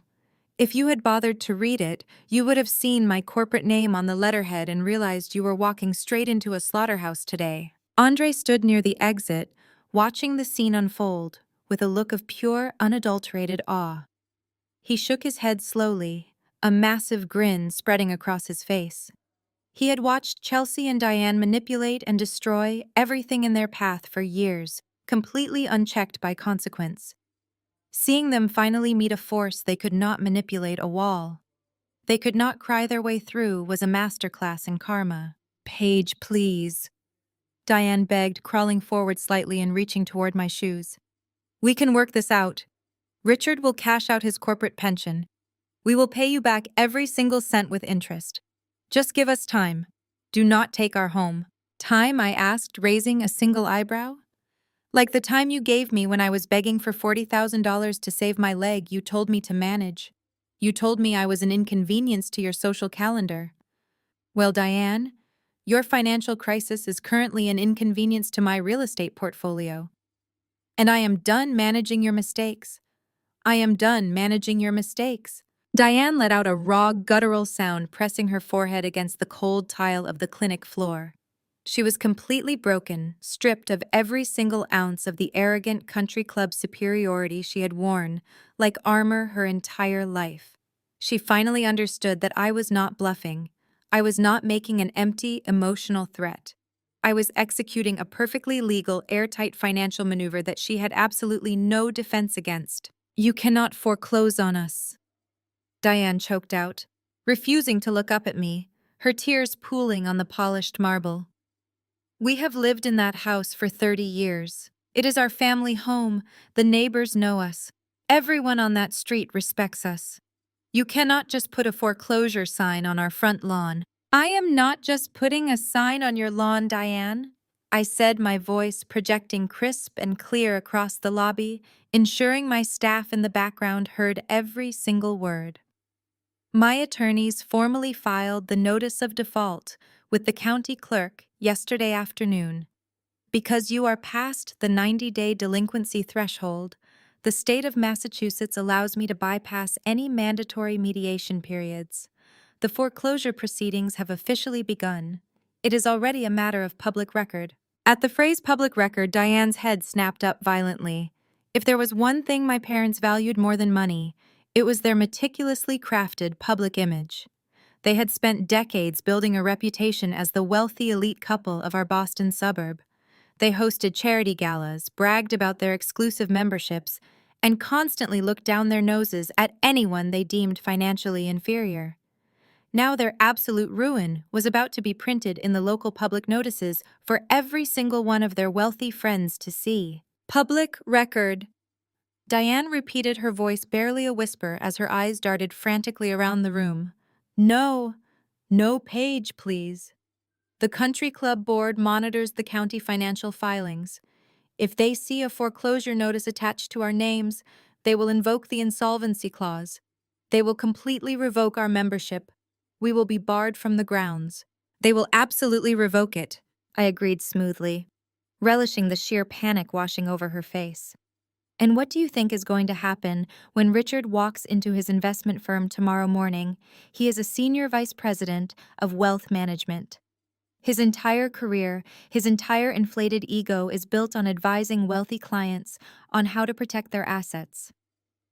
When his firm's compliance department runs their routine quarterly financial background check and sees that he defaulted on a massive second mortgage and is actively facing a residential foreclosure, he will be terminated immediately.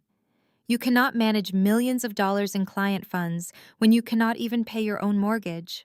Diane let out a sharp gasp, covering her mouth as the full devastating reality of the situation finally crashed down on her shoulders.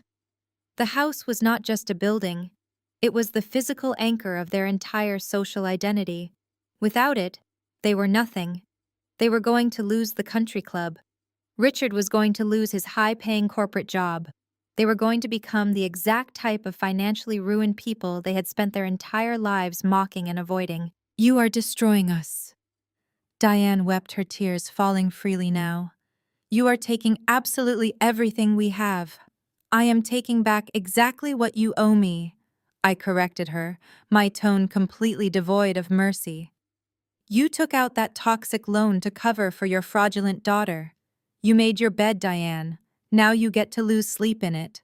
Chelsea, who had been sitting rigidly in her wheelchair, suddenly seemed to realize that this financial collapse directly impacted her own living situation. Her fake neck brace looked incredibly ridiculous as she frantically turned her head toward me, the fragile victim persona completely abandoned. Wait! Chelsea snapped, her voice shrill and panicked. If you foreclose on the house, where am I supposed to live? I am recovering from a severe spinal injury. I need a safe, comfortable environment. You cannot legally evict a disabled person onto the street without proper notice. I looked at my sister, genuinely amazed that her staggering sense of entitlement was still completely intact, even as her entire world burned to the ground around her. First of all, Chelsea, I said, pointing a sharp finger directly at her, you are not disabled. You have acute spinal degeneration from a decade of heavy drinking and wearing ridiculous shoes, which is completely treatable if you actually take care of yourself. Second of all, you are a grown woman sitting on a stolen offshore bank account containing $150,000. I highly suggest you wire some of that stolen cash back to the United States and book yourself an extended stay at a cheap motel, because you are absolutely not staying in my house. Your house! Chelsea yelled, her face turning bright red with pure outrage. It is Mom and Dad's house. Not anymore, Andre interjected, his deep voice cutting through her temper tantrum effortlessly. He stepped forward, standing firmly by my side. He looked down at his ex-wife with a mixture of pity and intense disgust. It is Paige's house now, Chelsea. She holds the deed, and she is giving you exactly what you deserve. Absolutely nothing. Chelsea opened her mouth to scream back at him, but the words died in her throat. She looked at Andre, the strong, successful African-American man she had completely taken for granted and actively robbed. Then she looked at me, the sister she had mocked and bullied for 30 years. We were standing together, completely victorious, holding all the power, the wealth, and the undeniable truth. She was entirely backed into a corner, and her stolen money could not save her from the absolute humiliation she was about to face. The eviction process will move incredibly fast, I informed them, ensuring they understood the exact timeline of their impending ruin. My attorneys have already requested an expedited auction date due to the severe delinquency of the loan. You have exactly 30 days to pack up whatever you can fit into your cars and vacate the premises. If you are not entirely off the property by the 1st of next month, I will have the county sheriff physically remove you. Diane let out another heart-wrenching sob, burying her face in her hands. 30 days. They had 30 days to dismantle 30 years of lies, fake wealth, and arrogant superiority. They had 30 days before the neighbors watched the police escort them off the property. They were going to face the absolute, undeniable consequences of their actions on a public stage. And the best part was that they had done it all to themselves. They had forged the signatures. They had stolen the trust fund. They had taken out the toxic mortgage. They had brought the camera crew to my clinic. Every single terrible thing happening to them was a direct result of their own malicious choices. I did not have to lift a finger to ruin them. I simply had to buy the debt they willingly created and let the American financial system do the rest. The echo of my final sentence hung in the air, heavy and absolute. Diane let out a ragged gasp, her hands gripping the edges of my polished reception desk, as if it were the only thing keeping her from sinking completely into the earth. She looked absolutely destroyed, her perfectly highlighted hair falling in disarray around her tear-stained face. But even as she stood there entirely stripped of her fake suburban royalty, Chelsea still refused to accept the reality of the situation. My sister gripped the wheels of her chair, her face contorting with a desperate, venomous fury. "You are not going to get away with this." "Paige," Chelsea hissed, her voice shaking with rage. "You think you are so smart with your little real estate tricks, but you forgot who you are dealing with. Dad is a senior vice president. He has corporate attorneys on speed dial. He has connections with federal judges and banking executives. The second I call him and tell him what you are doing, he is going to drag you into court and tie you up in so much litigation you will lose those precious clinics. He will fix this. He always fixes everything." I looked at Chelsea, genuinely marveling at her absolute delusion.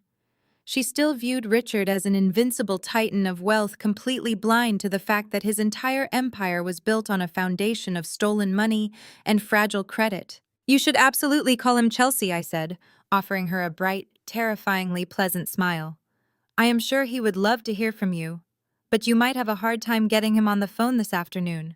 I imagine he is currently locked in a very tense meeting with the compliance officers at his firm." Diane snapped her head up, her eyes wide with fresh panic. "What did you do to Richard?" she demanded, her voice barely a whisper. "I did not do anything to Richard," I replied, taking a slow step toward them. "I am simply following the standard legal procedure required for a $2 million civil lawsuit. You see, when you file a defamation case of this magnitude, you have to establish a clear pattern of malicious behavior. My attorney Sylvia Thorne had to prove to the court that your internet video was not just a one-time emotional outburst, but part of a long documented history of financial and emotional abuse aimed at destroying my life." I paused, letting my eyes dart between my mother and my sister. To prove that pattern of abuse, Sylvia submitted a very specific piece of character evidence to the judge yesterday morning. We submitted Exhibit A. Diane swallowed hard, her throat visibly bobbing. "What is Exhibit A?" Exhibit A is a fully authenticated, high-resolution digital copy of Grandmother Ruth's leather-bound ledger. I stated, my voice ringing with crystal-clear precision. "Complete with every single bank statement, every single withdrawal slip, and every single one of your incredibly sloppy forged signatures from the medical trust fund you drained." Diane stumbled backward, the color completely washing out of her face. "You promised you would not use that." She choked out, her entire body beginning to tremble violently. "5 years ago, you made Richard pay you back. You forced him to wire you $250,000. We paid your ransom. You promised you would keep the ledger a secret. I promised I would not hand it to the FBI if he paid me within 24 hours, I corrected her coldly, and I kept my word.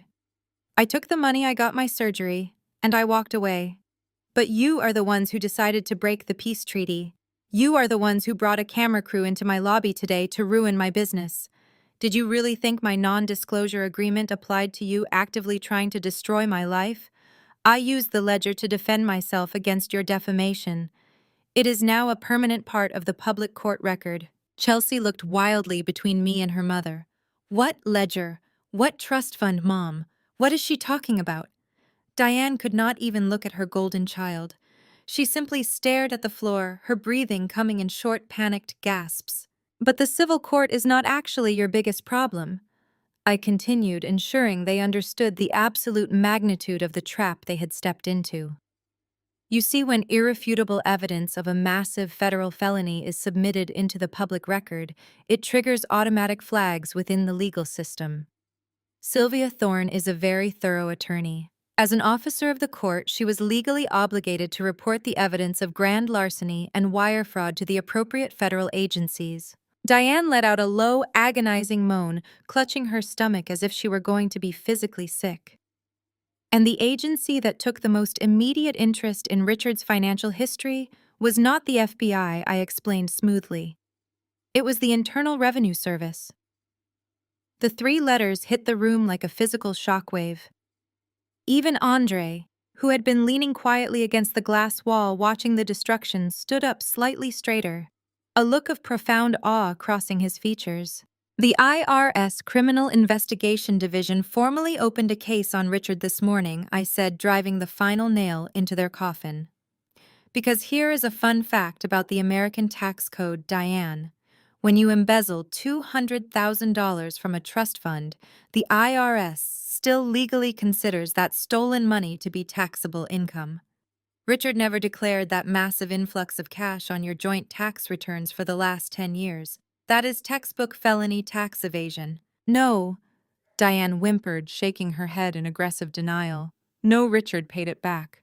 He gave you the money back. He did pay me back, I agreed cheerfully. He quietly liquidated $250,000 in personal emergency stocks to wire me the money before you found out. But doing that triggered a massive capital gains tax event. And because he had to drain all of his liquid cash to pay me the penalty fee, he never actually paid the taxes he owed on those stock sales. He has been hiding from the IRS for 5 years, Diane, and Sylvia just handed them his exact coordinates on a silver platter. I looked at my watch, tapping the glass face casually. By my estimation, the federal auditors have already contacted his firm's legal department to freeze his corporate accounts. Your joint checking accounts, your savings, your retirement funds. Everything is currently being locked down by the federal government pending a full forensic audit. Diane fell completely silent. The sheer volume of the catastrophe had overloaded her nervous system. She was losing her house. She was being sued for $2 million. And now her husband was the target of a federal tax evasion investigation that would absolutely end in a prison sentence. They had absolutely no money to hire defense attorneys, and all of their accounts were frozen. I looked at Chelsea, who was sitting frozen in her wheelchair, her mouth slightly open, completely unable to form a coherent sentence. So I suggest you call your daddy, Chelsea, I said, my voice dripping with pure, unadulterated venom. Tell him to use his powerful corporate connections to fix this. Tell him to get his lawyers on the phone. Oh, wait, he cannot pay them. Because the only person in this family who currently has any accessible liquid cash is you sitting on your stolen Cayman Islands account. I leaned in closer to my sister, making sure she felt the absolute terror of the moment. And since you are a documented financial fraudster who is currently an accessory to a defamation lawsuit, I have a feeling the IRS is going to be taking a very close look at your offshore accounts next. The destruction was absolute. The double tap was flawlessly executed. They had walked into my clinic demanding $50,000 armed with a fake narrative and a cheap gossip blogger.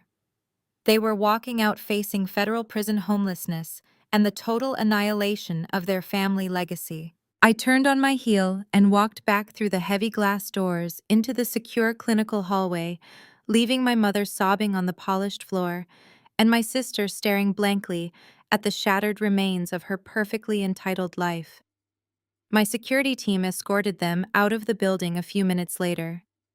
That was the absolute last time I ever saw them operating under the illusion of wealth and power.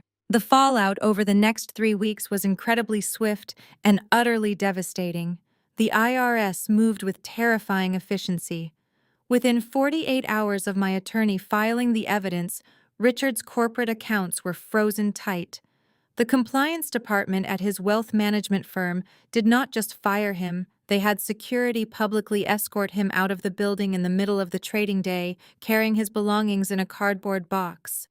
Without his income, and with their assets locked down by the federal government pending a massive tax evasion investigation, Diane and Richard could not even afford to hire a moving company.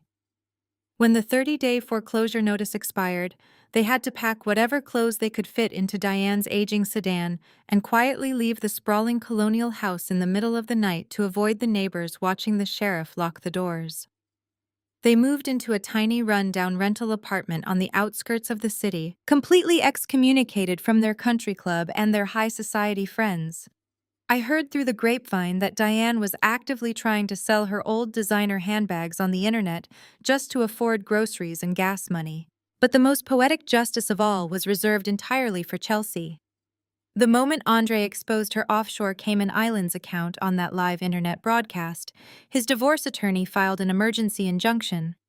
The family court judge was absolutely furious that she had committed perjury by intentionally hiding marital assets during the settlement proceedings. The court immediately seized the entire $150,000, returning it directly to Andre's commercial construction business where it rightfully belonged. Chelsea was left with absolutely zero liquid cash, a destroyed public reputation, and a spine that was rapidly deteriorating. Without my parents bankrolling her life, and with the internet actively despising her for her fake charity scam, Chelsea had absolutely no choice but to apply for state medical aid. She could not go to the elite out-of-network orthopedic surgeon she had originally demanded. Instead, she was assigned to a massive, severely underfunded public hospital. When Chelsea finally woke up from her multi-level spinal fusion surgery, she did not open her eyes in a plush, private VIP recovery suite. She woke up in a cramped, poorly lit room in a state-run rehabilitation facility that smelled heavily of industrial bleach and boiled cabbage. There were no imported white orchids sitting on the bedside table. There was no private nurse catering to her every single whim. She was placed in a shared room with 3 other patients. The bed was incredibly stiff. The thin cotton blankets were scratchy against her skin, and the fluorescent lights overhead buzzed with a constant irritating hum that made it impossible to sleep. Because she was on state aid, she received the standard, bare minimum physical therapy protocol. The overworked, exhausted nurses did not care that she used to wear $15,000 custom silk gowns. They did not care about her meticulously curated aesthetic or her previous social standing. When she complained about the agonizing pain in her back, they handed her a tiny paper cup with a generic ibuprofen pill and told her she had to wait for the attending physician to approve anything stronger. They literally told her to manage. Chelsea tried to throw her usual tantrums, of course. She tried to yell at the orderlies demanding a better mattress and complaining loudly that the hospital food was completely inedible. She threatened to call the hospital administrator to have people fired for treating her so poorly. But her threats were entirely hollow. She had no wealthy father to back her up. She had no money to sue anyone. She was just another angry, broke patient in a massive medical system that did not have the time or the resources to coddle her massive ego. The staff simply closed the thin privacy curtain around her bed, leaving her to stare at the blank ceiling in complete isolation. For a woman who had spent her entire life completely obsessed with appearances being stripped of her luxury was a fate far worse than the physical pain itself. She had no designer makeup to cover her dark circles and exhaustion. She had no audience to perform for. Her social media accounts, which she had previously used to brag about first-class flights and VIP spa treatments, were completely abandoned, flooded with angry comments from the locals who had watched the gossip blogger's live stream. She was officially a social pariah. I also learned through my extensive network in Boston's medical community that her physical recovery was incredibly slow.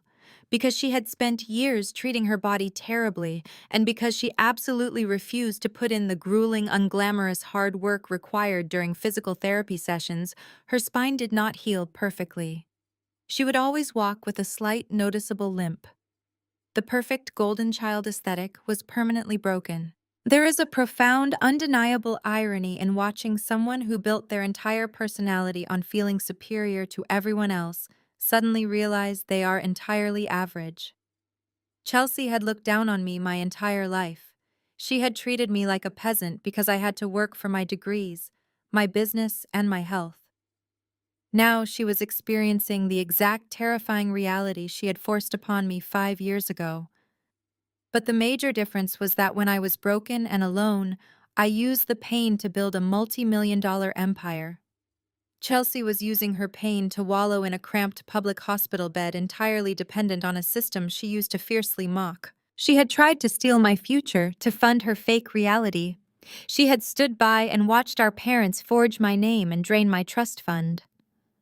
She had smiled in that bridal boutique while I dragged my paralyzed leg across the floor. And now the universe had balanced the scales with terrifying precision. She was bankrupt, physically broken, and completely alone, forced to manage a life she had entirely destroyed. I did not waste another single second of my life thinking about Chelsea, Diane, or Richard.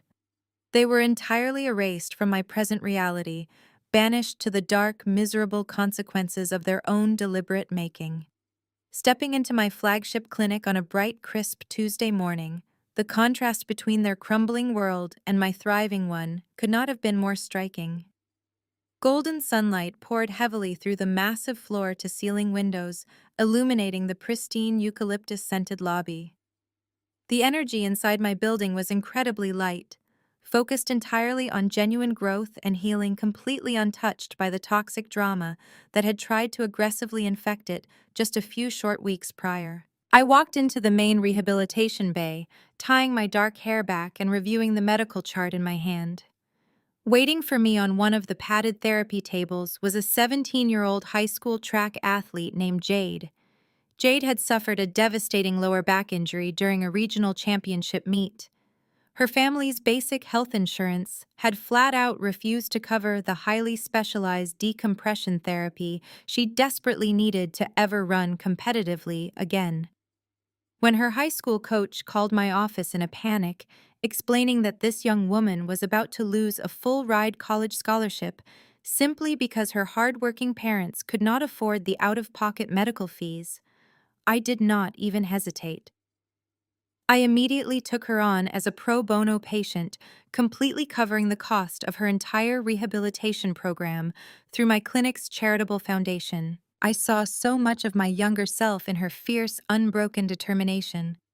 Unlike my sister, who wanted the world handed to her on a silver platter, Jade was entirely willing to put in the grueling, painful physical work. She just needed someone to give her a fighting chance. "Okay, Jade," I said, offering her a warm, encouraging smile as I approached the table. "Let us test that lumbar mobility today. I want to see if we have improved your range of motion since Thursday." For the next 45 minutes, I worked carefully with her, guiding her through a series of complex stabilization exercises. When she successfully completed a full rotation without a single flinch of pain, her face lit up with a massive, brilliant smile. The sheer joy of helping someone regain their physical freedom, of using my wealth and medical expertise to actually elevate someone who genuinely deserved it, washed away any lingering shadows from my past. This was exactly what money and power were actually meant for. Just as I was finishing up charting Jade's excellent progress, the glass doors of the rehabilitation bay swung open. I looked up and saw Andre walking in carrying 2 large steaming cups of artisanal coffee from the cafe down the street. He was wearing his signature heavy work boots and a fitted canvas jacket, looking relaxed, energized, and completely in his element. "I brought caffeine," Andre announced, his deep voice carrying a warm, familiar cadence as he handed me one of the cups. I was just meeting with a commercial real estate broker a few blocks over and figured I would drop by and see if the most ruthless businesswoman in Boston had a spare minute. I laughed a bright, genuine sound and took the coffee. "Thank you, Andre. My morning schedule just cleared up. How did the meeting go?" He leaned casually against the reception counter, taking a sip of his dark roast. "Incredible, actually.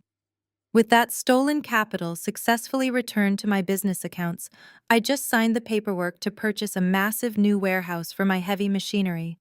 The construction firm is officially expanding into the next county. Business has never been better." I smiled, feeling a deep sense of mutual respect and quiet victory passing between us. We were two people who had been targeted, used, and financially drained by the exact same toxic family system. We had both been viewed as nothing more than convenient stepping stones for their insatiable greed. But instead of letting them destroy us, we had both fought our way out completely, severing the infected ties, and built beautiful, highly successful lives entirely on our own terms. There was no lingering bitterness between us, only the quiet shared understanding of two survivors who had absolutely won the war. We chatted for a few more minutes about my plans to open a fourth clinic location next spring. It was a warm, completely platonic exchange rooted in deep admiration. When he finally turned to leave, heading back to run his expanding empire, I felt a profound sense of closure. Hours later, the clinic officially closed for the evening. I said goodbye to my clinical staff, locked the heavy glass doors, and stepped out into the cool, refreshing Boston evening air. I took a deep breath, feeling the crisp wind against my face. I walked across the parking lot toward my car. My stride was long, confident, and incredibly powerful. I did not lean on any metal crutches. I did not wince with every single step. My spine was perfectly straight, incredibly strong, and entirely free of the agonizing pain that had once threatened to completely paralyze me. The physical healing of my body perfectly mirrored the emotional healing of my life. I was standing tall, completely free of the heavy, suffocating shadow my family had cast over me for over 3 decades. I reached my car, resting my hand on the door handle, and looked directly into the camera of my own narrative. Sometimes cutting out toxic family is exactly like undergoing severe spinal surgery. It hurts like hell in the beginning.